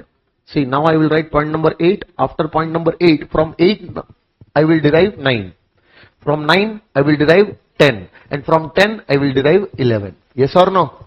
So point number 8, ULIPs. So contribution to ULIPs, unit linked insurance plans of LIC mutual fund or UTI.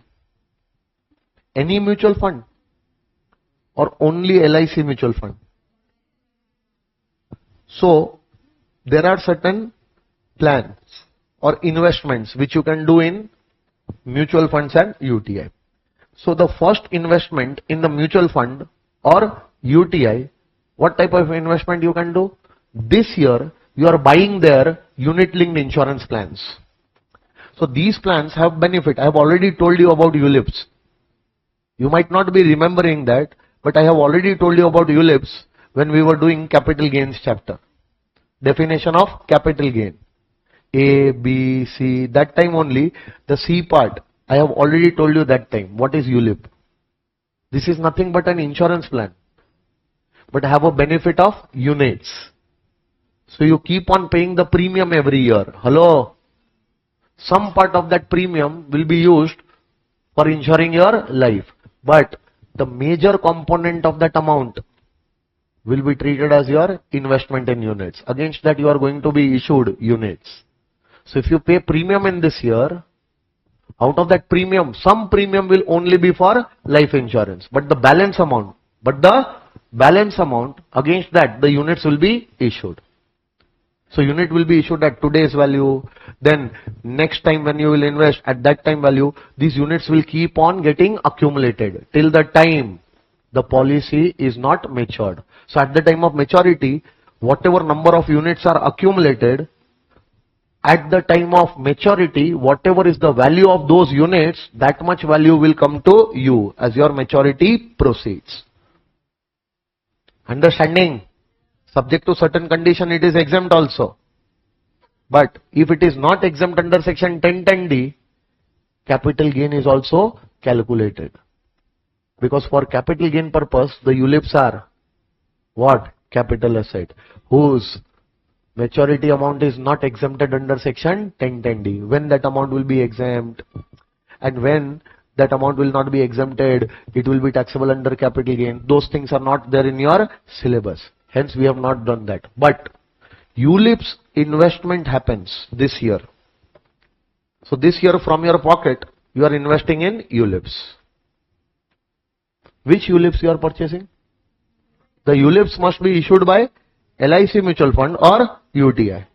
So whatever investment in this year you have made in the ULIPs of LIC mutual fund or UTI will be available as a deduction under ATC.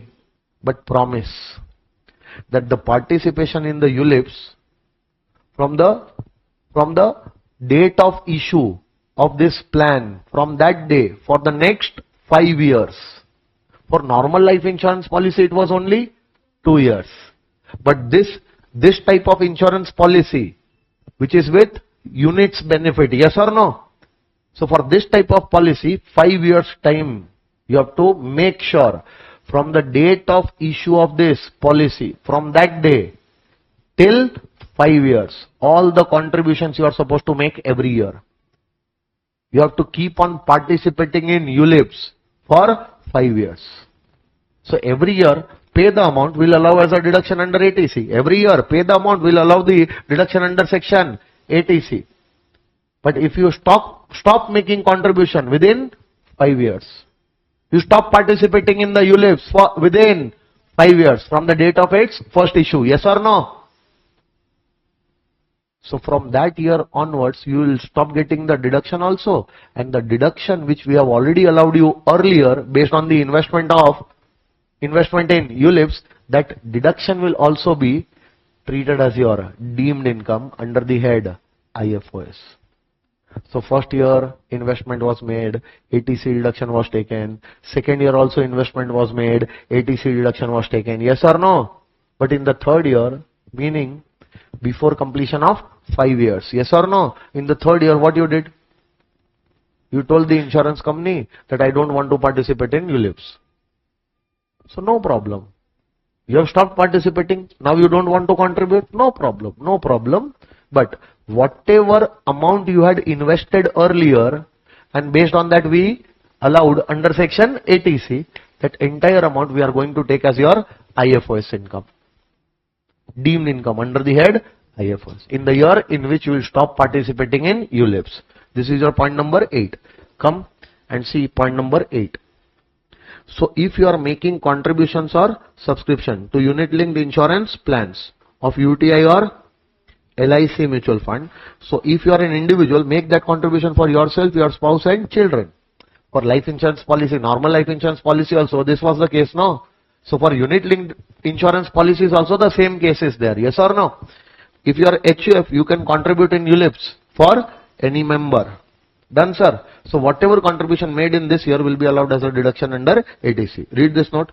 If the assessee ceases to participate in the ULIPs due to non-payment then the aggregate deduction allowed earlier under section ATC in respect of such contribution shall be deemed to be the income of the previous year in which ULIP is terminated. It will be taxable under the head IFOS. Will you remember this? Now see, from point number 2 now, I will take this amount. I will take this point in point number 9. So I am coming in point number 9.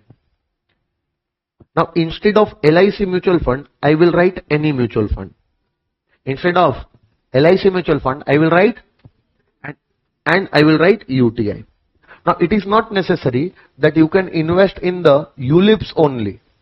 They have other investments also. So you can invest in the other investments also of any mutual fund or UTI. Now you can go and buy notified units. Notified units of any mutual fund or UTI. So first LIC mutual fund and UTI, ULIPs, you invest in ULIPs.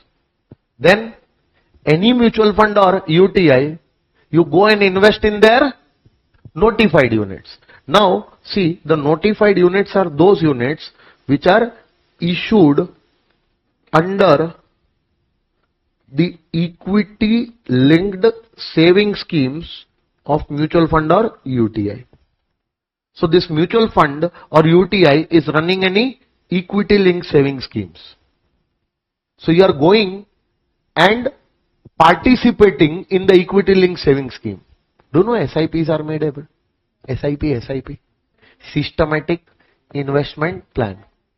So you are subscribing to any of such plans. So any mutual fund or UTI, you want to go and save your money with UTI or mutual fund. So do one thing, keep on saving your money on a systematic basis, regular basis, a fixed amount on a regular basis. Systematically you keep on investing that amount. Where you are going to invest that amount? In UTI or any mutual fund. But the amount which you are investing there must be invested in their equity linked saving schemes. Now what is this saving scheme? Simple. If you will keep on giving us money on a regular basis, the money which we will collect from you, we will invest that money in the equity market and will earn good returns, will keep something for us, and the balance will be given to you in the form of returns. So there are debt linked saving schemes also. There are hybrid schemes also.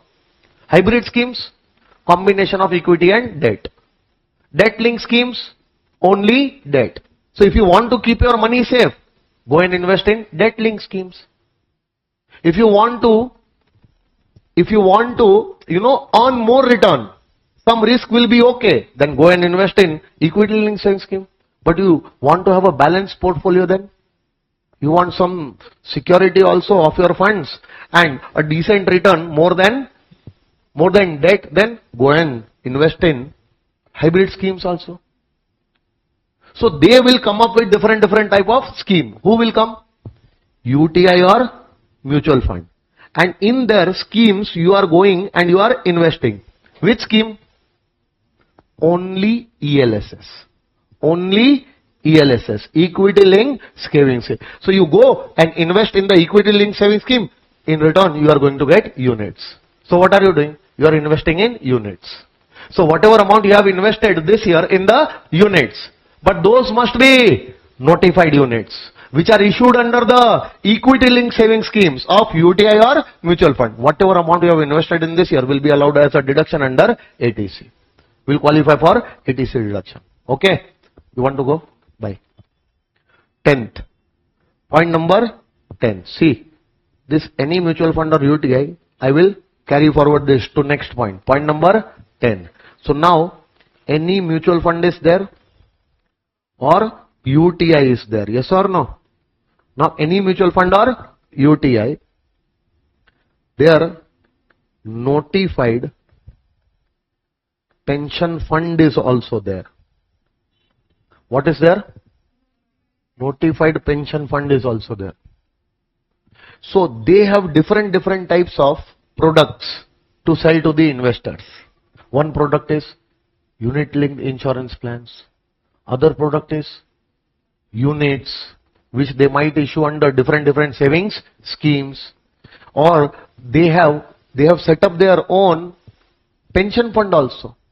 So some mutual funds or UTI, they have set up their pension fund also. So if you want a regular income in future, that you start getting a regular income in future, so don't worry, keep on investing in the pension fund. After certain number of years, you will start getting what? Pension. And who will give you that pension? UTI, mutual fund. Under whose pension fund you are investing right now? So you have to invest in this year in the notified pension fund of UTI or mutual fund, so that in future you start getting what? Pension. So this is your retirement planning which you are doing. Right now I am earning here because I can work, I can teach you, I can travel, I can work, yes or no? So I am earning money. But what will be my situation when I will grow and I will become old? At the age of 60 years, 65 years, I will not be able to work like this, no? So that time also, to support myself and my family, I would require a regular flow of income. From where will I get it? So I am doing my retirement planning. That to get that money on a regular basis, to get an income on a regular basis in the future, there are notified pension funds of UTI and mutual fund. I should keep on investing here. So every year whatever amount I will invest here, every year whatever amount I will invest here will be allowed as a deduction under ATC, and later on when I will grow old, I will attain a specific age. From that time onwards, they will start giving me pension, and from that time that pension will be taxable as my IFOS income. Because if you remember, yesterday only we have finished one chapter, IFOS.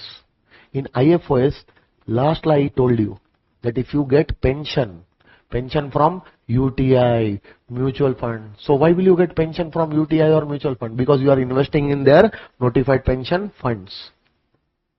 So you'll start getting pension, and that pension will be treated as your IFOS income later on. But right now, when you deposit, when you invest in the pension fund, you'll start getting what? Deduction under section ATC.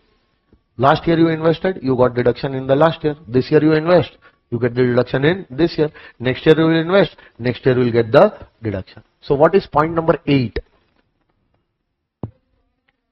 ULIPs of, they are talking about ULIPs. ULIPs of LIC mutual fund. Any mutual fund? No, only LIC mutual fund or UTI. What is point number 2?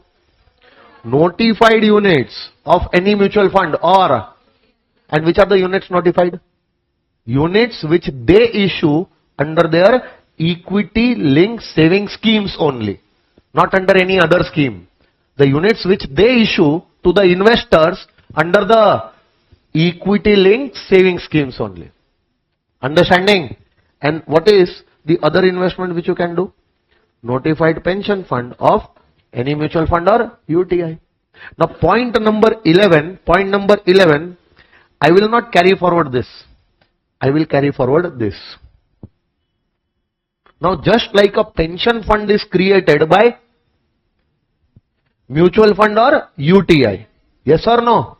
There will be notified pension plans or policies, and this will be of LIC or any other approved insurance company. So now you are investing where? This year you are investing in notified pension plans, pension policies, and those plans and policies are issued by LIC or any other approved insurance company. So if you don't want the pension from mutual fund or UTI, you might take the pension plans or pension policies of LIC or other insurance company. Now these are the special plans.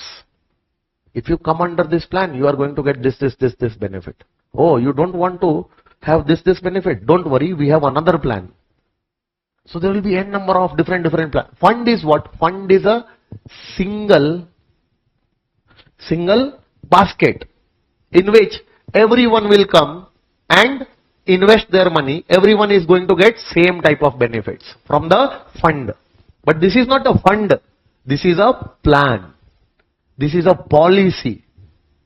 And this plan, this policy is of any insurance company or LIC.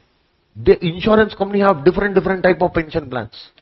So they will try to sell you different pension plans with different benefits. See, this is a pension plan which will give you benefit once you become 45 years. Right now your age is 30, no problem. Invest for 15 years in this plan, and when you will become 45 years, from that year only you will start getting the pension. Understanding? Some plans will be giving you more pension, some plans will be giving you less pension, some plan will have different types of benefits. So different types of plans, different types of policies, different types of benefits. So there are lot many plans, lot many policies which the insurance company will issue over a number of years.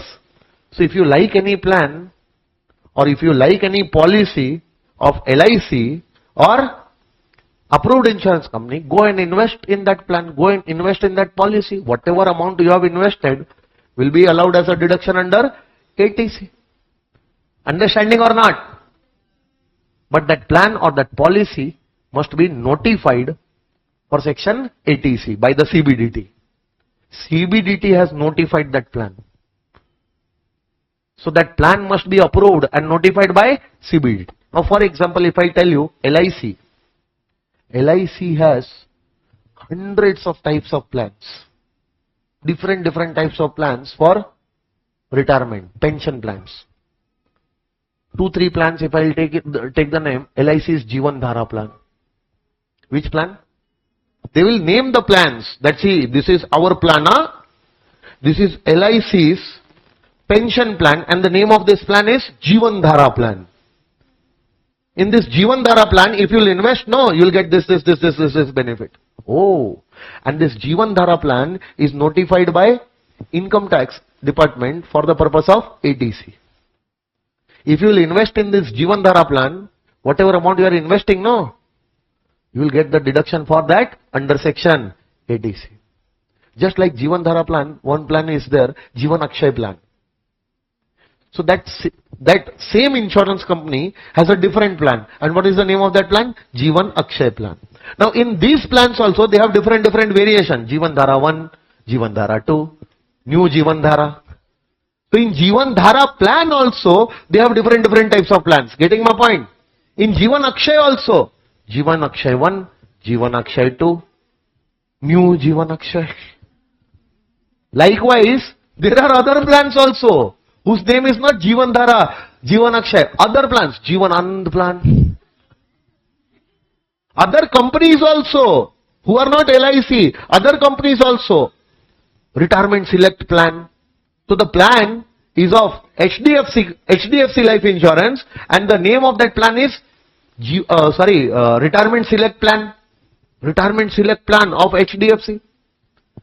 So every plan will have different types of benefits. What type of benefit you want to take, you choose that plan and you invest in that plan, but make sure that the plan in which you are investing is notified for section ATC. Then amount invested by you will be allowed as a deduction under ATC. Now wait. They just don't have plans. They have funds also. They will not just have plans, they will have funds also. So if LIC or any other approved insurance company have a notified pension fund, which fund? Now this pension fund is not a plan, it is a basket. This has a separate benefit, yes or no? And if you want to have the benefits associated with this fund, if you want to take the benefits which are associated with this fund, which is set up by LIC or any other approved insurance company, then you don't invest in our plans. We have a notified pension fund also, you can invest here also. But wait, the investment, what did I say? Investment in the notified pension fund of LIC or any other approved insurance company will qualify for deduction under 80CCC and not 80C. So LIC or other approved insurance company, you are investing in their pension funds. Then the investment made by you will not qualify for 80C deduction, that will qualify for separate deduction, which is given under section 80CCC. But if you are investing in their plans, policies, then the investment will be qualified under section 80C. Sir, this cannot come under 80CCC and this cannot come under 80C. Both are separate. Understanding? Point number 1. Life insurance premium. Point number 2. Non-commutable deferred annuity plan. Point number 3. Deferred annuity plan. Point number 4. 4-year style. Sukanya Samriddhi account. Point number 5. 5 heads. First head salary. Employees contribution to RPF, SPF, ASF, but not UPF. But not. Sir, UPF is not there, but point number 6, PPF is there. So point number 6, PPF. Point number 7, national, NSS, NSC, NHB, National Housing Bank or NABARD. Yes or no? Point number 8. From point number 8, 9, 10, 11. Each point is connected with each other. Point number 8, LIC mutual fund or UTI, ULIPs.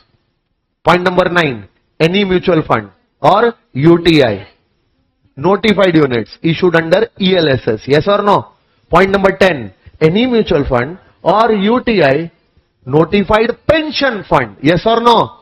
Now from notified pension fund of LIC or approved insurance company can also be there. But the investment made in the notified pension fund of LIC or any other approved insurance company will go to 80CCC. But the investment made in the notified pension plans, pension policies of LIC or insurance company will be given in 80C. Done, sir? And from these pension plans, in future you are going to get what? Pension. And that pension in the future will be taxable as your income under the head IFRS. Will you remember?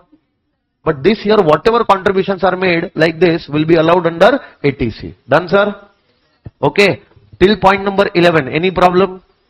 Did you understand? Now see, contribution in ULIPs can be made by individual, can be made by HUF. If individual is making that contribution, he has to make the contribution on his own name or on the name of spouse or children. If the HUF is making the contribution in ULIP, HUF can make that contribution on the name of any member. And remember, contribution to ULIPs, you have to continue for 5 years. If 5 years from the date of issue of ULIPs, within 5 years, if you stop making the contribution and due to non-payment, you are opting out. You have chosen not to participate in ULIP within 5 years.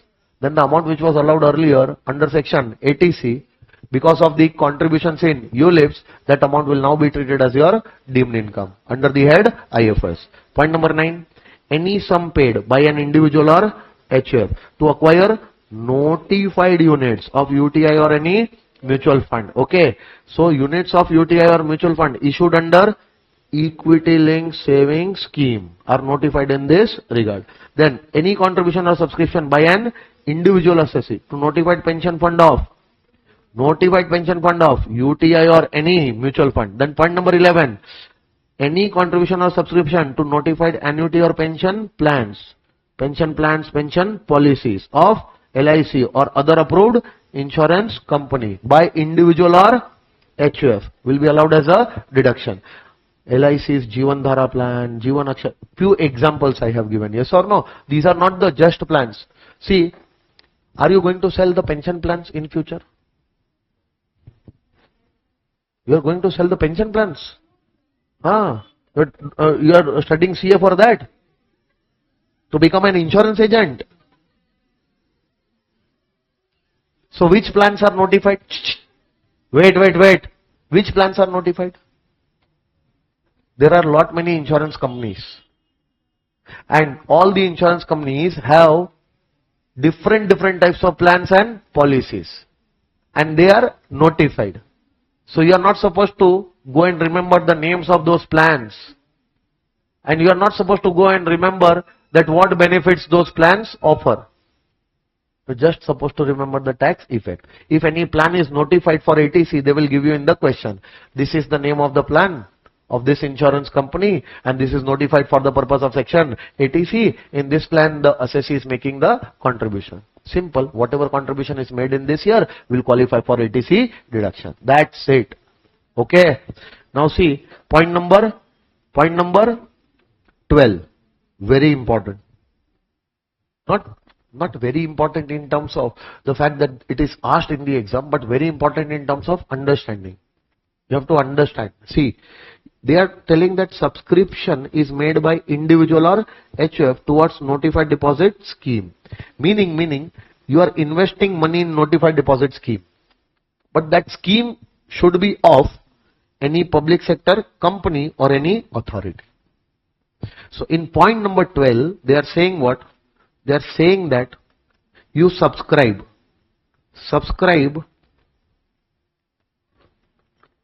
to notified deposit schemes, but that scheme should be of any public sector company or any authority. But the public sector company should be a company whose main business is to give long-term loans for purchase or construction of residential houses. So any public sector company is there. What is the main business of that public sector company? To give loans, long-term loans to the needy people for purchase and construction of their houses, residential houses. What is this authority? The authority is an authority which is constituted in India. Authority which is constituted in India, and this authority is given the work of housing development or infrastructural development of cities, towns or villages. So any authority which is constituted in India. For what reason the authority is constituted? For housing development, serving the needy people, yes or no, who are in requirement of houses. So this authority will construct the houses and sell those houses to needy people at a very cheap prices. There is in Tamil Nadu, there is Tamil Nadu State Housing Board. In Maharashtra, there is Maharashtra Housing Development Authority. In Gujarat, it is a Gujarat Housing Board. What they do, they acquire huge lands, and on those lands they construct properties. They construct houses. And those houses which they construct, they sell those houses at a very cheap price to needy people. So the authority, what is the name of the authority? Maharashtra Housing Development Authority. Gujarat Housing Board. Tamil Nadu State Housing Board. Just like that, there will be some authority in Karnataka also. Karnataka Housing Board is there? Yes or no? Is there or not? Every state will have this type of housing boards, housing authorities. What is the use of these housing boards? This is an authority constituted in India. And what is their role? For what purpose they are constituted? To satisfy the housing needs of the needy people. How they will satisfy? Either they will construct the houses and sell the houses at what? Cheaper prices, or they will redevelop the slum areas. Slum redevelopment authorities are also there, yes or no? SRAs. So these are the authorities constituted in India for satisfying housing needs. So they are known as housing development authorities. Yes or no? So few examples of housing development authorities are what? Housing and Urban Development Corporation is a public sector company. It is not an authority. I'm talking about an authority. I would have taken the name of thousands of companies, no, by now. Am I talking about a company or I'm talking about an authority? That authority is constituted in India. That is not a company. That is an authority which satisfies the housing needs. There are authorities who does the infrastructural development also. If you will go to Mumbai, there is an authority known as MMRDA, Mumbai Metropolitan Regional Development Authority. All the roads, all the flyovers, yes or no? All the entire area, metro has to be laid. So all those infrastructural development will be done by that authority. So that authority, what is the work of that authority? You are interested in the work of infrastructure development of this city, town or village. Town planning authorities, yes or no? So what is their role? They have to do the infrastructural development. So if any authority is constituted in India with the object of satisfying housing needs or with the object of infrastructural development of cities, towns or villages, the notified deposit schemes of this authority go and invest money in the notified deposit schemes of these type of authorities. Whatever investment will be made by you in this year in the notified deposit schemes of this type of authority will be allowed as a deduction under ATC. Understanding? Or you can go and invest in the notified deposit scheme of any. Sir, what is public sector company? Sit quietly now for some time. What is public sector company? I have told you yesterday only. The company in which the majority shares are held by government. Majority stake is with the necessarily a public limited company only. But it is a public limited company where the majority shares are held by government, public sector company. Now which public sector companies have this business? All the public sector companies are in this same business. Different public sector companies are doing different business. I have to find out those public sector companies who are doing this business.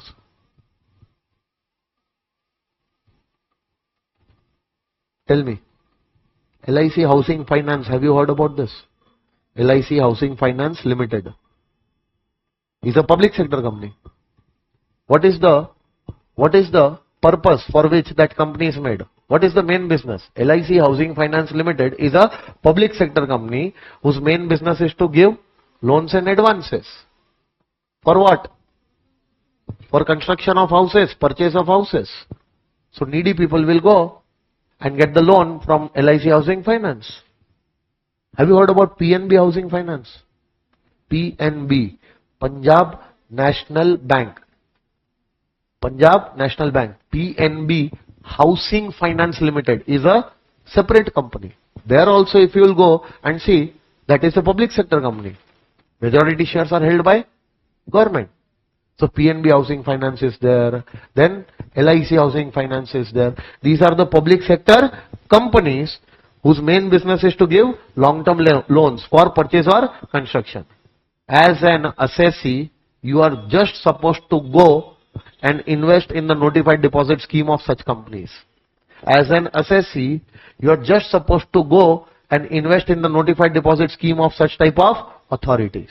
Whatever investment or deposit you will make in this year in the notified deposit schemes of such type of company or such type of authority will be eligible as a deduction under section ATC.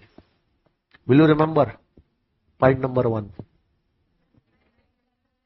Life insurance premium. Point number 2. Non-commutable deferred annuity plan. Point number 3. Point number 4. Deposit in Sukanya Samriddhi account. Point number 5. Employees contribution to SPF, RPF, ASF, but not UPF. But PPF is available in point number 6. Yes or no? Point number 7. National. NSS, NSC, NHB, NABARD. Point number 8. LIC or mutual fund. LIC mutual fund or UTIs. ULIPs. Any mutual fund or UTI notified units issued under ELSS. Any mutual fund or UTI, their notified pension fund. But if the notified pension fund is of any insurance company or LIC, then notified pension fund of LIC or any other approved insurance company, the investment made in that notified pension fund, then that will qualify for 80CCC. Yes or no? But if the notified pension plans or policies are there of LIC of or any other approved insurance company, then in that notified pension plans or policies also whatever amount you will invest will be allowed as a deduction under ATC. Yes or no? Point number 12. Notified deposit schemes of public sector company or authority. Public sector company providing long-term finance for purchase or construction of residential houses. Authority constituted in India.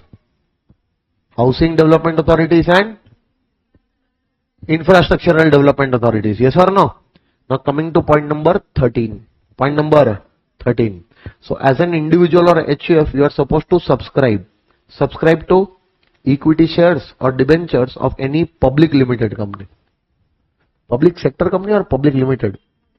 Now this public limited company can be in public sector also or private sector also. Will not make any difference. The company has to be a public limited company. Yes or no? Go and subscribe. Go and subscribe the equity shares of public limited company. Go and subscribe the debentures of public limited company. So this year, whatever amount you have invested in subscribing to the equity shares will be allowed under ATC.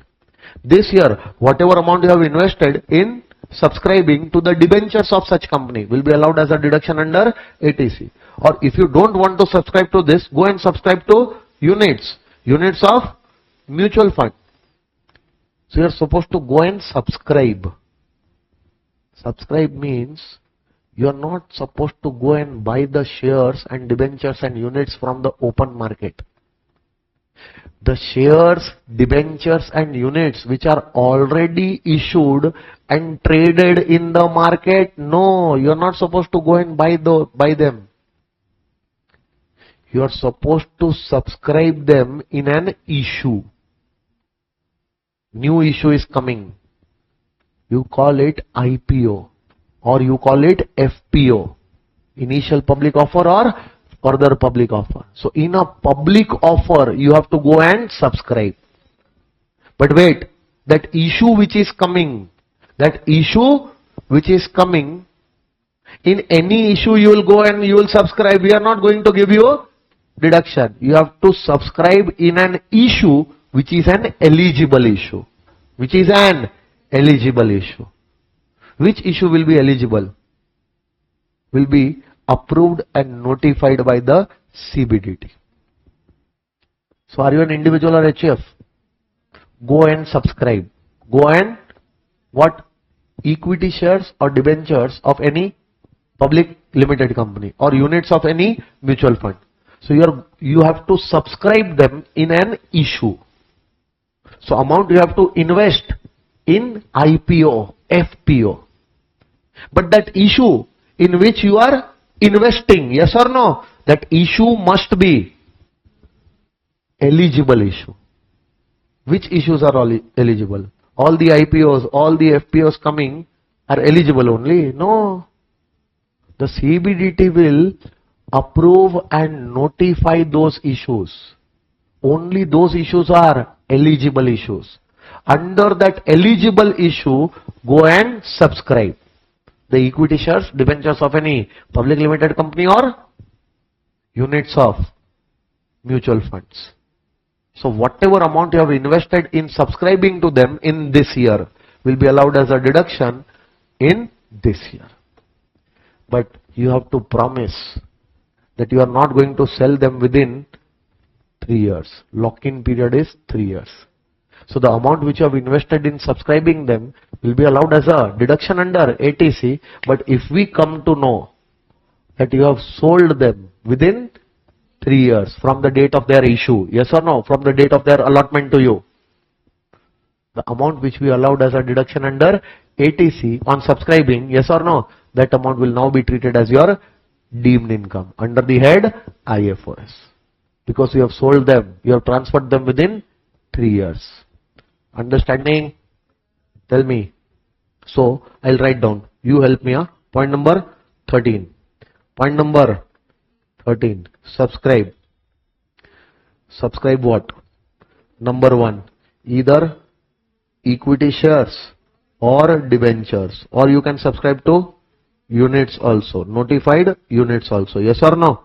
Now equity shares or debentures of any public limited company and notified units of any mutual fund.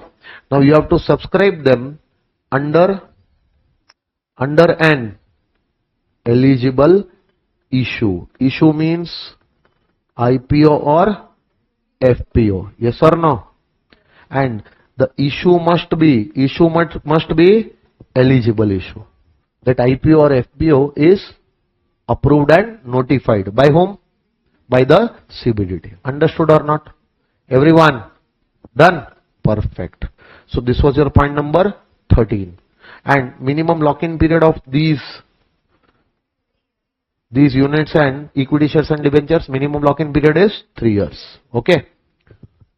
So come to point number 14. Now what I will do, this point number 14 and point number 15, these 2 points I will cover together in one point. Okay, no?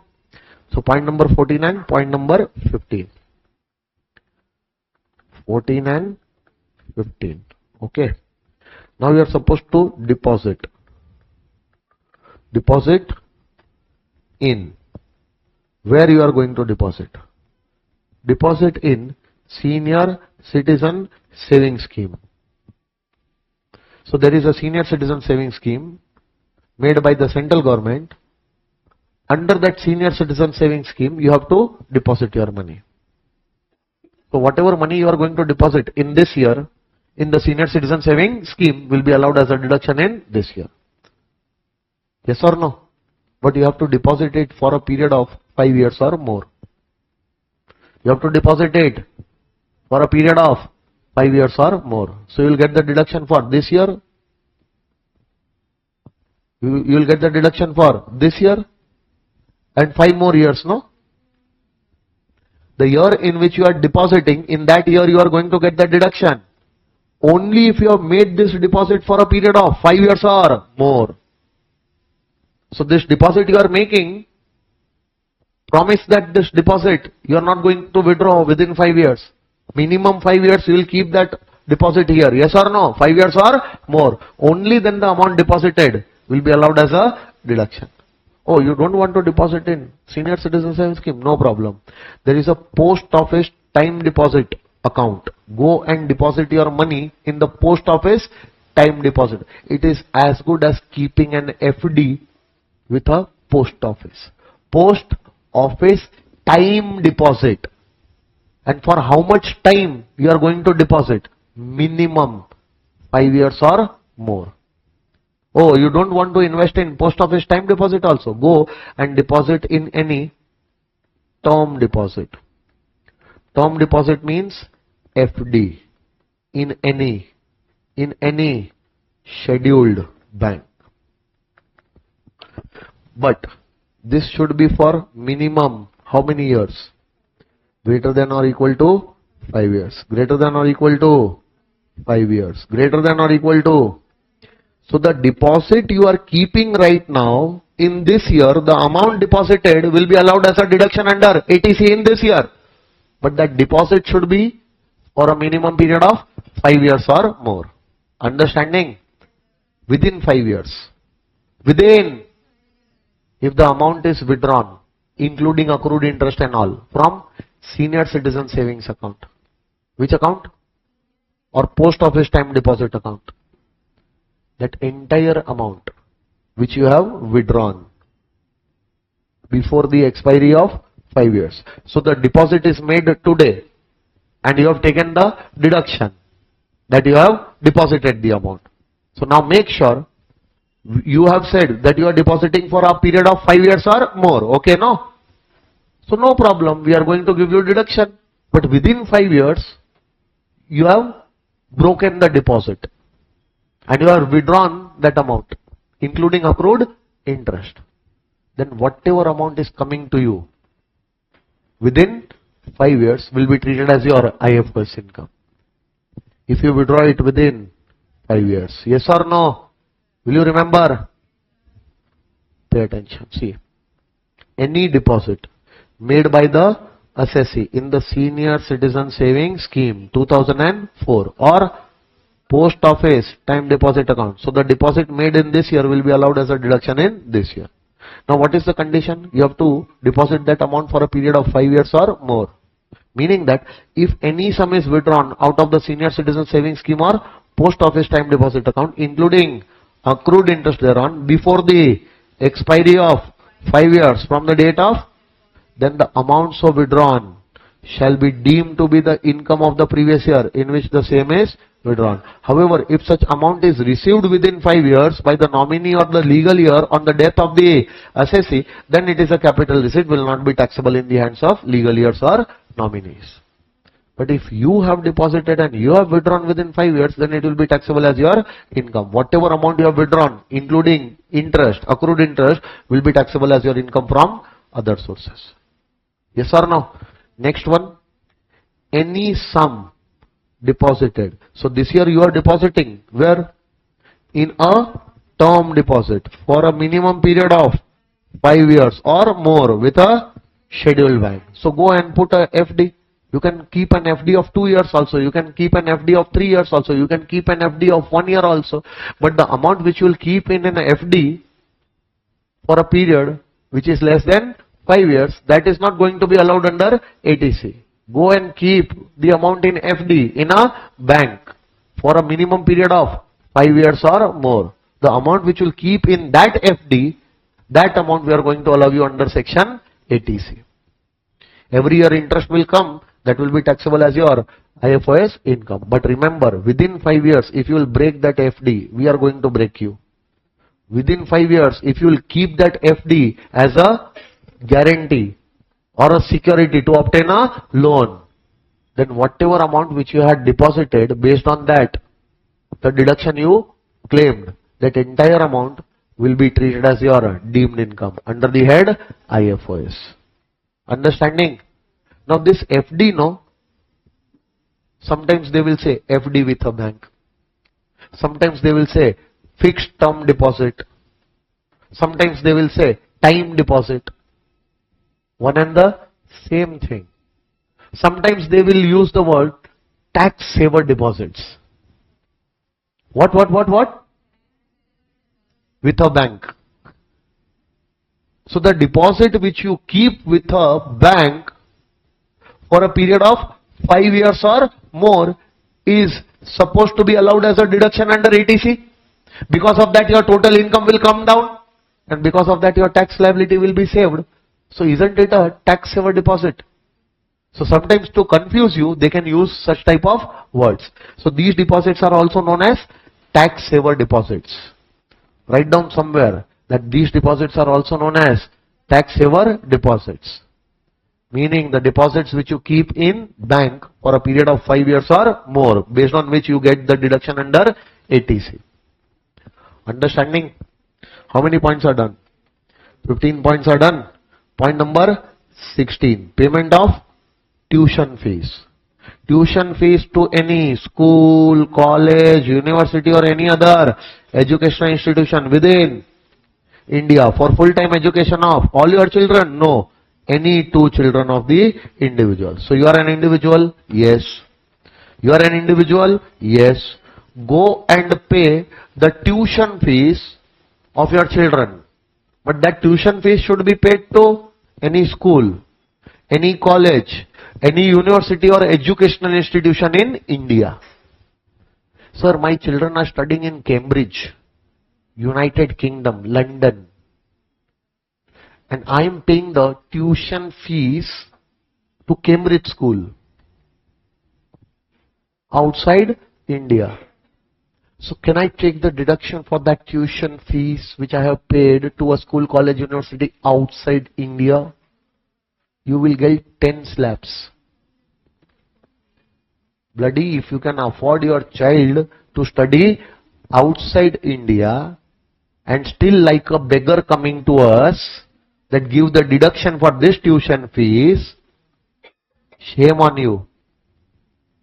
This deduction is not made for you because you can afford your child's education outside India. We are going to give this deduction to those who are incurring expenditure on the education of their children in any school, college, university, educational institution in India.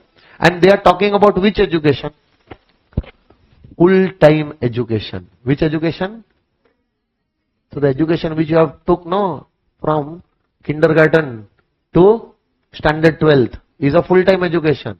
After standard 12th, BCom, graduation and all, BCom, BA, MA, all of them are what? Full-time education. So any two children, assessee has one child, and for that one child, assessee is paying the tuition fees. That tuition fees can be allowed as a deduction under section 80C. Assessee has two children. For both the children, the assessee is paying tuition fees. That tuition fees can be allowed as a deduction. But assessee has 4 children. All the 4 children are studying, and for all 4 children, the tuition fees is paid. Will this be allowed as a deduction? No. Out of 4, any 2. Which 2? Definitely the tuition fees which is higher for those 2 children. You can claim the deduction. But tuition fees must be paid to any school, college, university, educational institution in India, and that has to be paid for full-time education for maximum 2 children. That tuition fees can be claimed as a deduction. We are going to give you the deduction for tuition fees and not for any donation, development fees, or any other amount paid by, any amount paid by other name but having same nature. We are not going to give you the deduction for any donation, development fees, etc. because they are not in the nature of tuition fees. Yes or no? So if any such amount is paid, will not be allowed as a deduction. Deduction will be available only for tuition fees, the cost of education. Understanding? Next one, point number 17. This is an important point. Now to see point number 15. After point number 15, what was the 16th point? Come on, tell me. Tuition fees. I will write down only this, tuition fees. Tuition fees for full-time education of children of the assessee. How many children? Maximum 2. And that tuition fees must be paid. School, college, university, educational institution in India. That's it. Okay, no? Now point number 17, very, very important. Please pay attention. Cost of purchase or cost of construction. Did I write repair, renewal, reconstruction? I have written only cost of purchase or construction. Purchase or construction of what? Any residential house. Did I write house property? Because house property can be a commercial property also. Yes or no?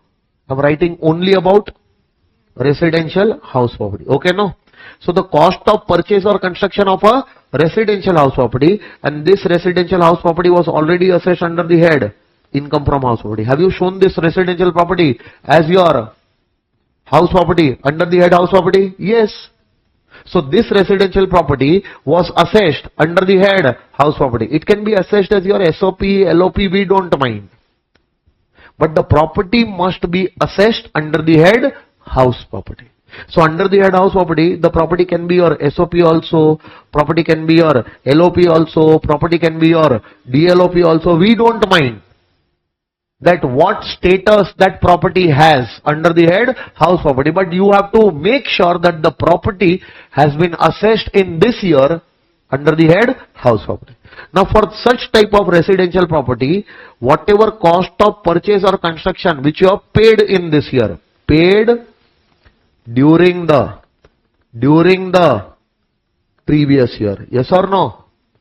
Paid during the previous year. The cost of purchase or cost of construction of this property which you have paid in this year. And how you have paid? Paid by way of down payment or paid by way of installments, and the down payments or installments you are making under any house building scheme, and that scheme can be of any housing authority, or that scheme can be of any builder also. Builder can be any person, builder can be a cooperative society, builder can be a AOP, BOI, builder can be a company also, yes or no? So there is a house building scheme of any authority or a house building scheme of any builder. Under that house building scheme, you are getting your property purchased or constructed, because you cannot bear the entire cost at once.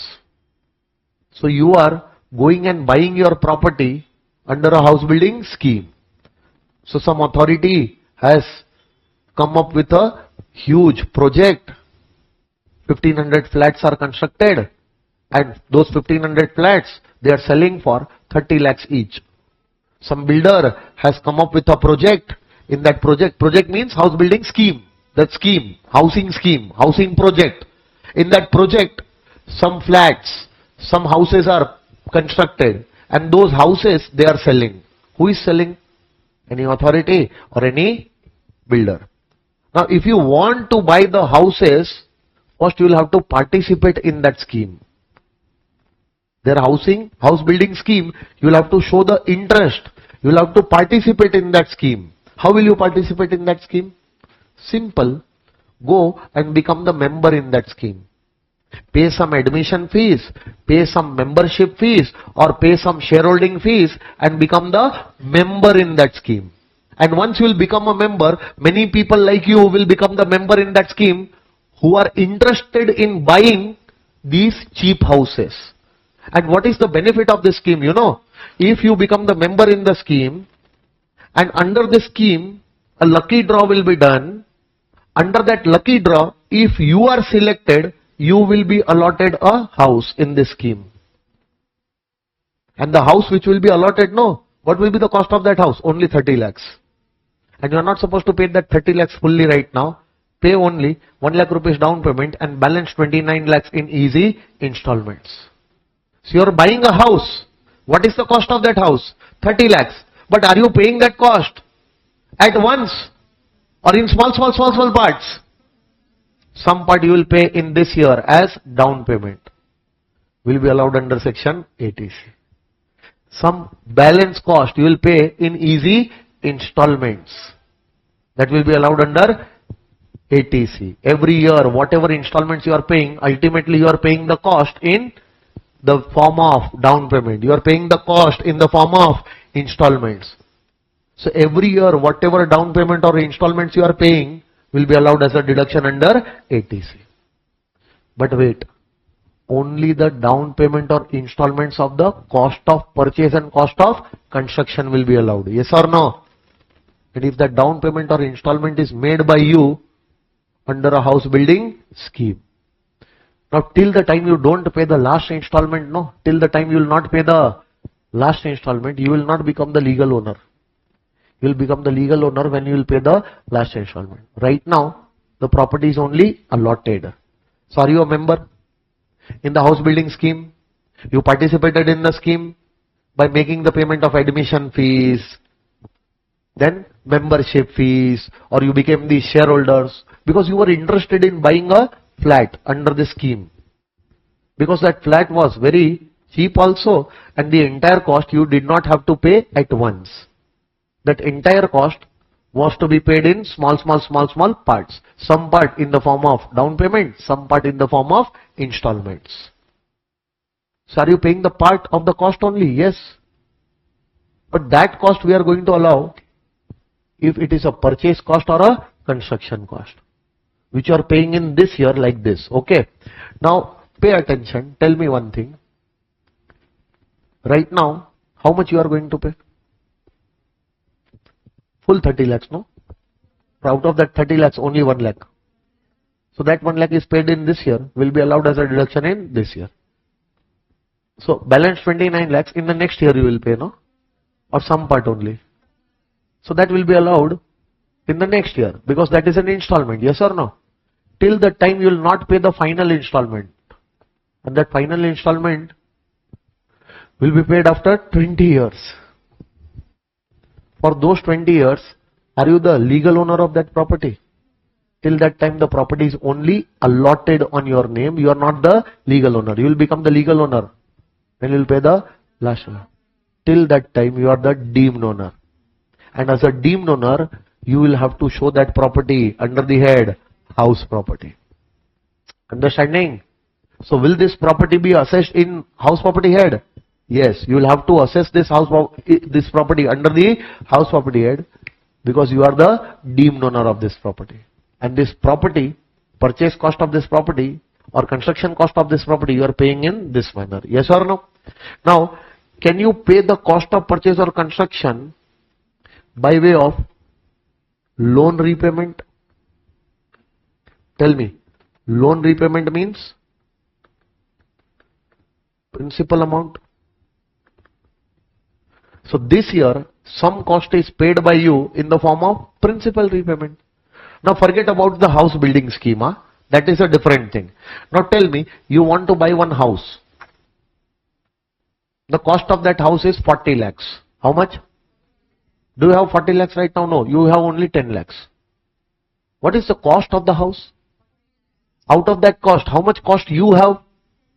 10 lakhs. So will you pay 10 lakhs to the seller? Yes or no? Balance 30 lakhs. Balance 30 lakh cost, who will pay to that? Seller. You go to any bank and tell the bank to give you a loan. The bank is not going to give you money. The bank will directly pay that 30 lakh cost to the seller. That 30 lakh you call as your loan. What the bank has paid? Bank has paid loan. Bloody, the bank has paid the remaining cost of purchase which you were supposed to pay. So right now what is the total cost? Out of 40 lakhs, how much you have paid? Forget about this. This money you had, no? Forget about this 10 lakhs. So out of the total 40 lakh cost, how much cost was met by the bank right now? So that cost which is met by the bank right now is nothing but your housing loan. And when you will pay the principal amount back to the bank, when you will make the payment of housing loan, what are you doing? You are returning the cost to the bank which the bank has just now met.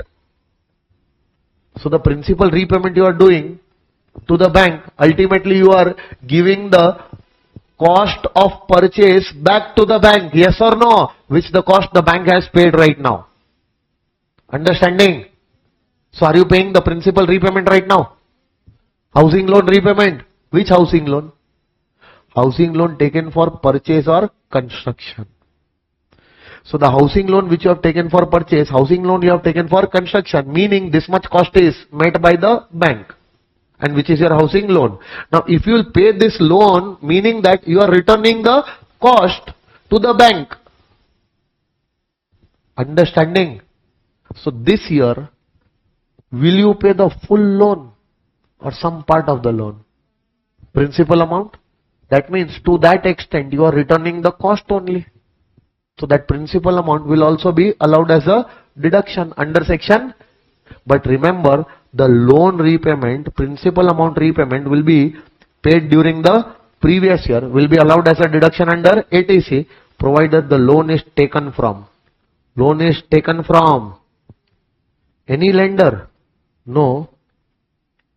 Specified lenders. So if you are taking the loan for purchase or construction of a property from the following lenders, yes or no, which are specified. And if you are making the principal loan repayment to these lenders, only then it will be allowed as a deduction under ATC. So which are the lenders? Come on, see. The name. You have taken a housing loan from whom? You have taken a loan for purchase or construction from whom? CG or SG. any bank or a cooperative bank. You have taken the housing loan from LIC of India. You have taken a housing loan from National Housing Bank. You have taken that loan from any Indian public company or a cooperative society engaged in the business of providing long-term finance for the purpose of purchase or construction of residential houses. Or you have taken that loan from employer, and that employer has to be any public limited company or a public sector company or a cooperative society or any local authority or any university or any college. They are your employers. They are your, and from such employer, if you have taken a housing loan, and the principal repayment of housing loan is made to such employer, yes or no? So you have to take loan from any of these lenders. Loan for purchase, loan for construction. And the payment of that loan, repayment of that loan, meaning principal repayment of that loan, you are making to these lenders during the previous year. That will be allowed as a deduction under section 80C. Yes or no? And next one.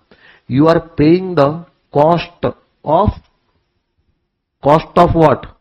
Purchase or construction. And by the way, your cost of purchase or construction also includes stamp duty, registration charges, legal charges, yes or no? Or other transfer related charges, yes or no? So all these charges you have to incur to get the property registered on your name. These charges will also form part of the cost of your property. So if any of these charges are paid by you in this year, they are nothing but, they are also forming part of cost of purchase and cost of construction. So cost of purchase, cost of construction, total cost, out of that cost, some cost was this only, no? Is paid in this year, will be allowed as a deduction in this year. Will you remember? Sorry on assessee. Making the payment for cost of purchase, cost of construction of any residential house property during the previous year. And this residential house property should be assessed under the head house property. This residential property should be assessed under the head house property. So cost of purchase or cost of construction of this residential property will be allowed as a deduction in ATC. But provided that cost of purchase or cost of construction should be paid during the previous year in the following manner. How are you going to pay? In the form of down payment or installment under a house building scheme of any authority or a builder.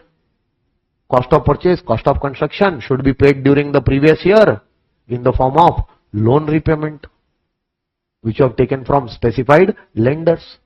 Cost of purchase, cost of construction should be paid during the previous year in the form of stamp duty charges, registration charges, transfer related expenses, yes or no? So all these costs paid in this manner in this year will be allowed as a deduction under section 80C. Will you remember this? Three things will not be allowed here. Please be very careful. Number one. At the time of participating in that house building scheme, did you pay any membership fees, admission fees, or that is not the cost of your property? Will not be allowed as a deduction under ATC. Second, cost of purchase, cost of construction of the property is only allowed. What if you are incurring cost of repairs, cost of renewals?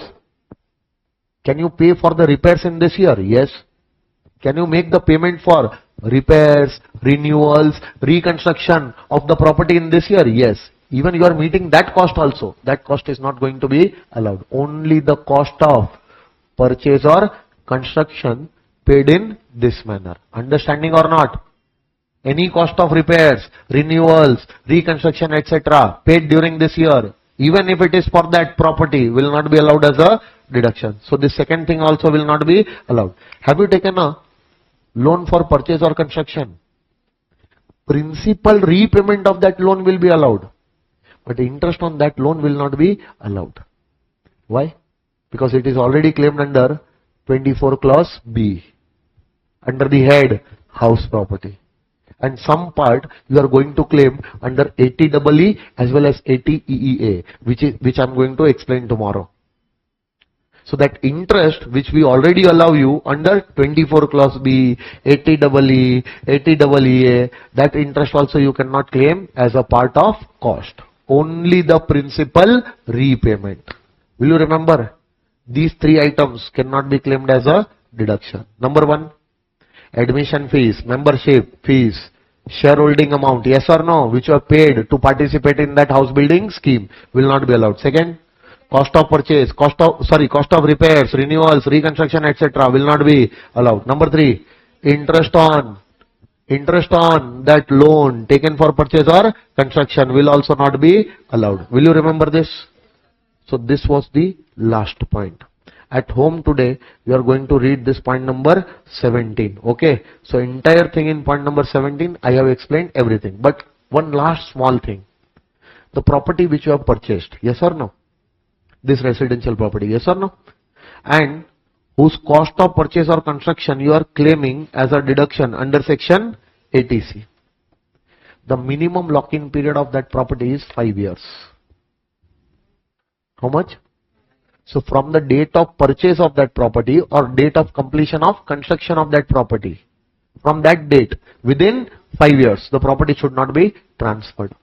If you transfer that property within 5 years from the date of its acquisition, yes or no, then whatever amount of that property, whatever cost of that property which has been allowed so far under section 80C will be deemed as your income. And the year in which you have sold, in that year also some cost you would have paid, no? So in that year also whatever cost you have paid will not be allowed as a deduction. And also the cost which we have allowed earlier under section 80C will also be reversed, will be taken as your deemed income under the head IFOs in the year in which you have transferred that property within 5 years. Will you remember this? And last point is point number 18. Which point? Point number 18. This point number 18 is to be discussed. To be discussed with section number 80CCD. That time please remind me to cover this point. Okay, no?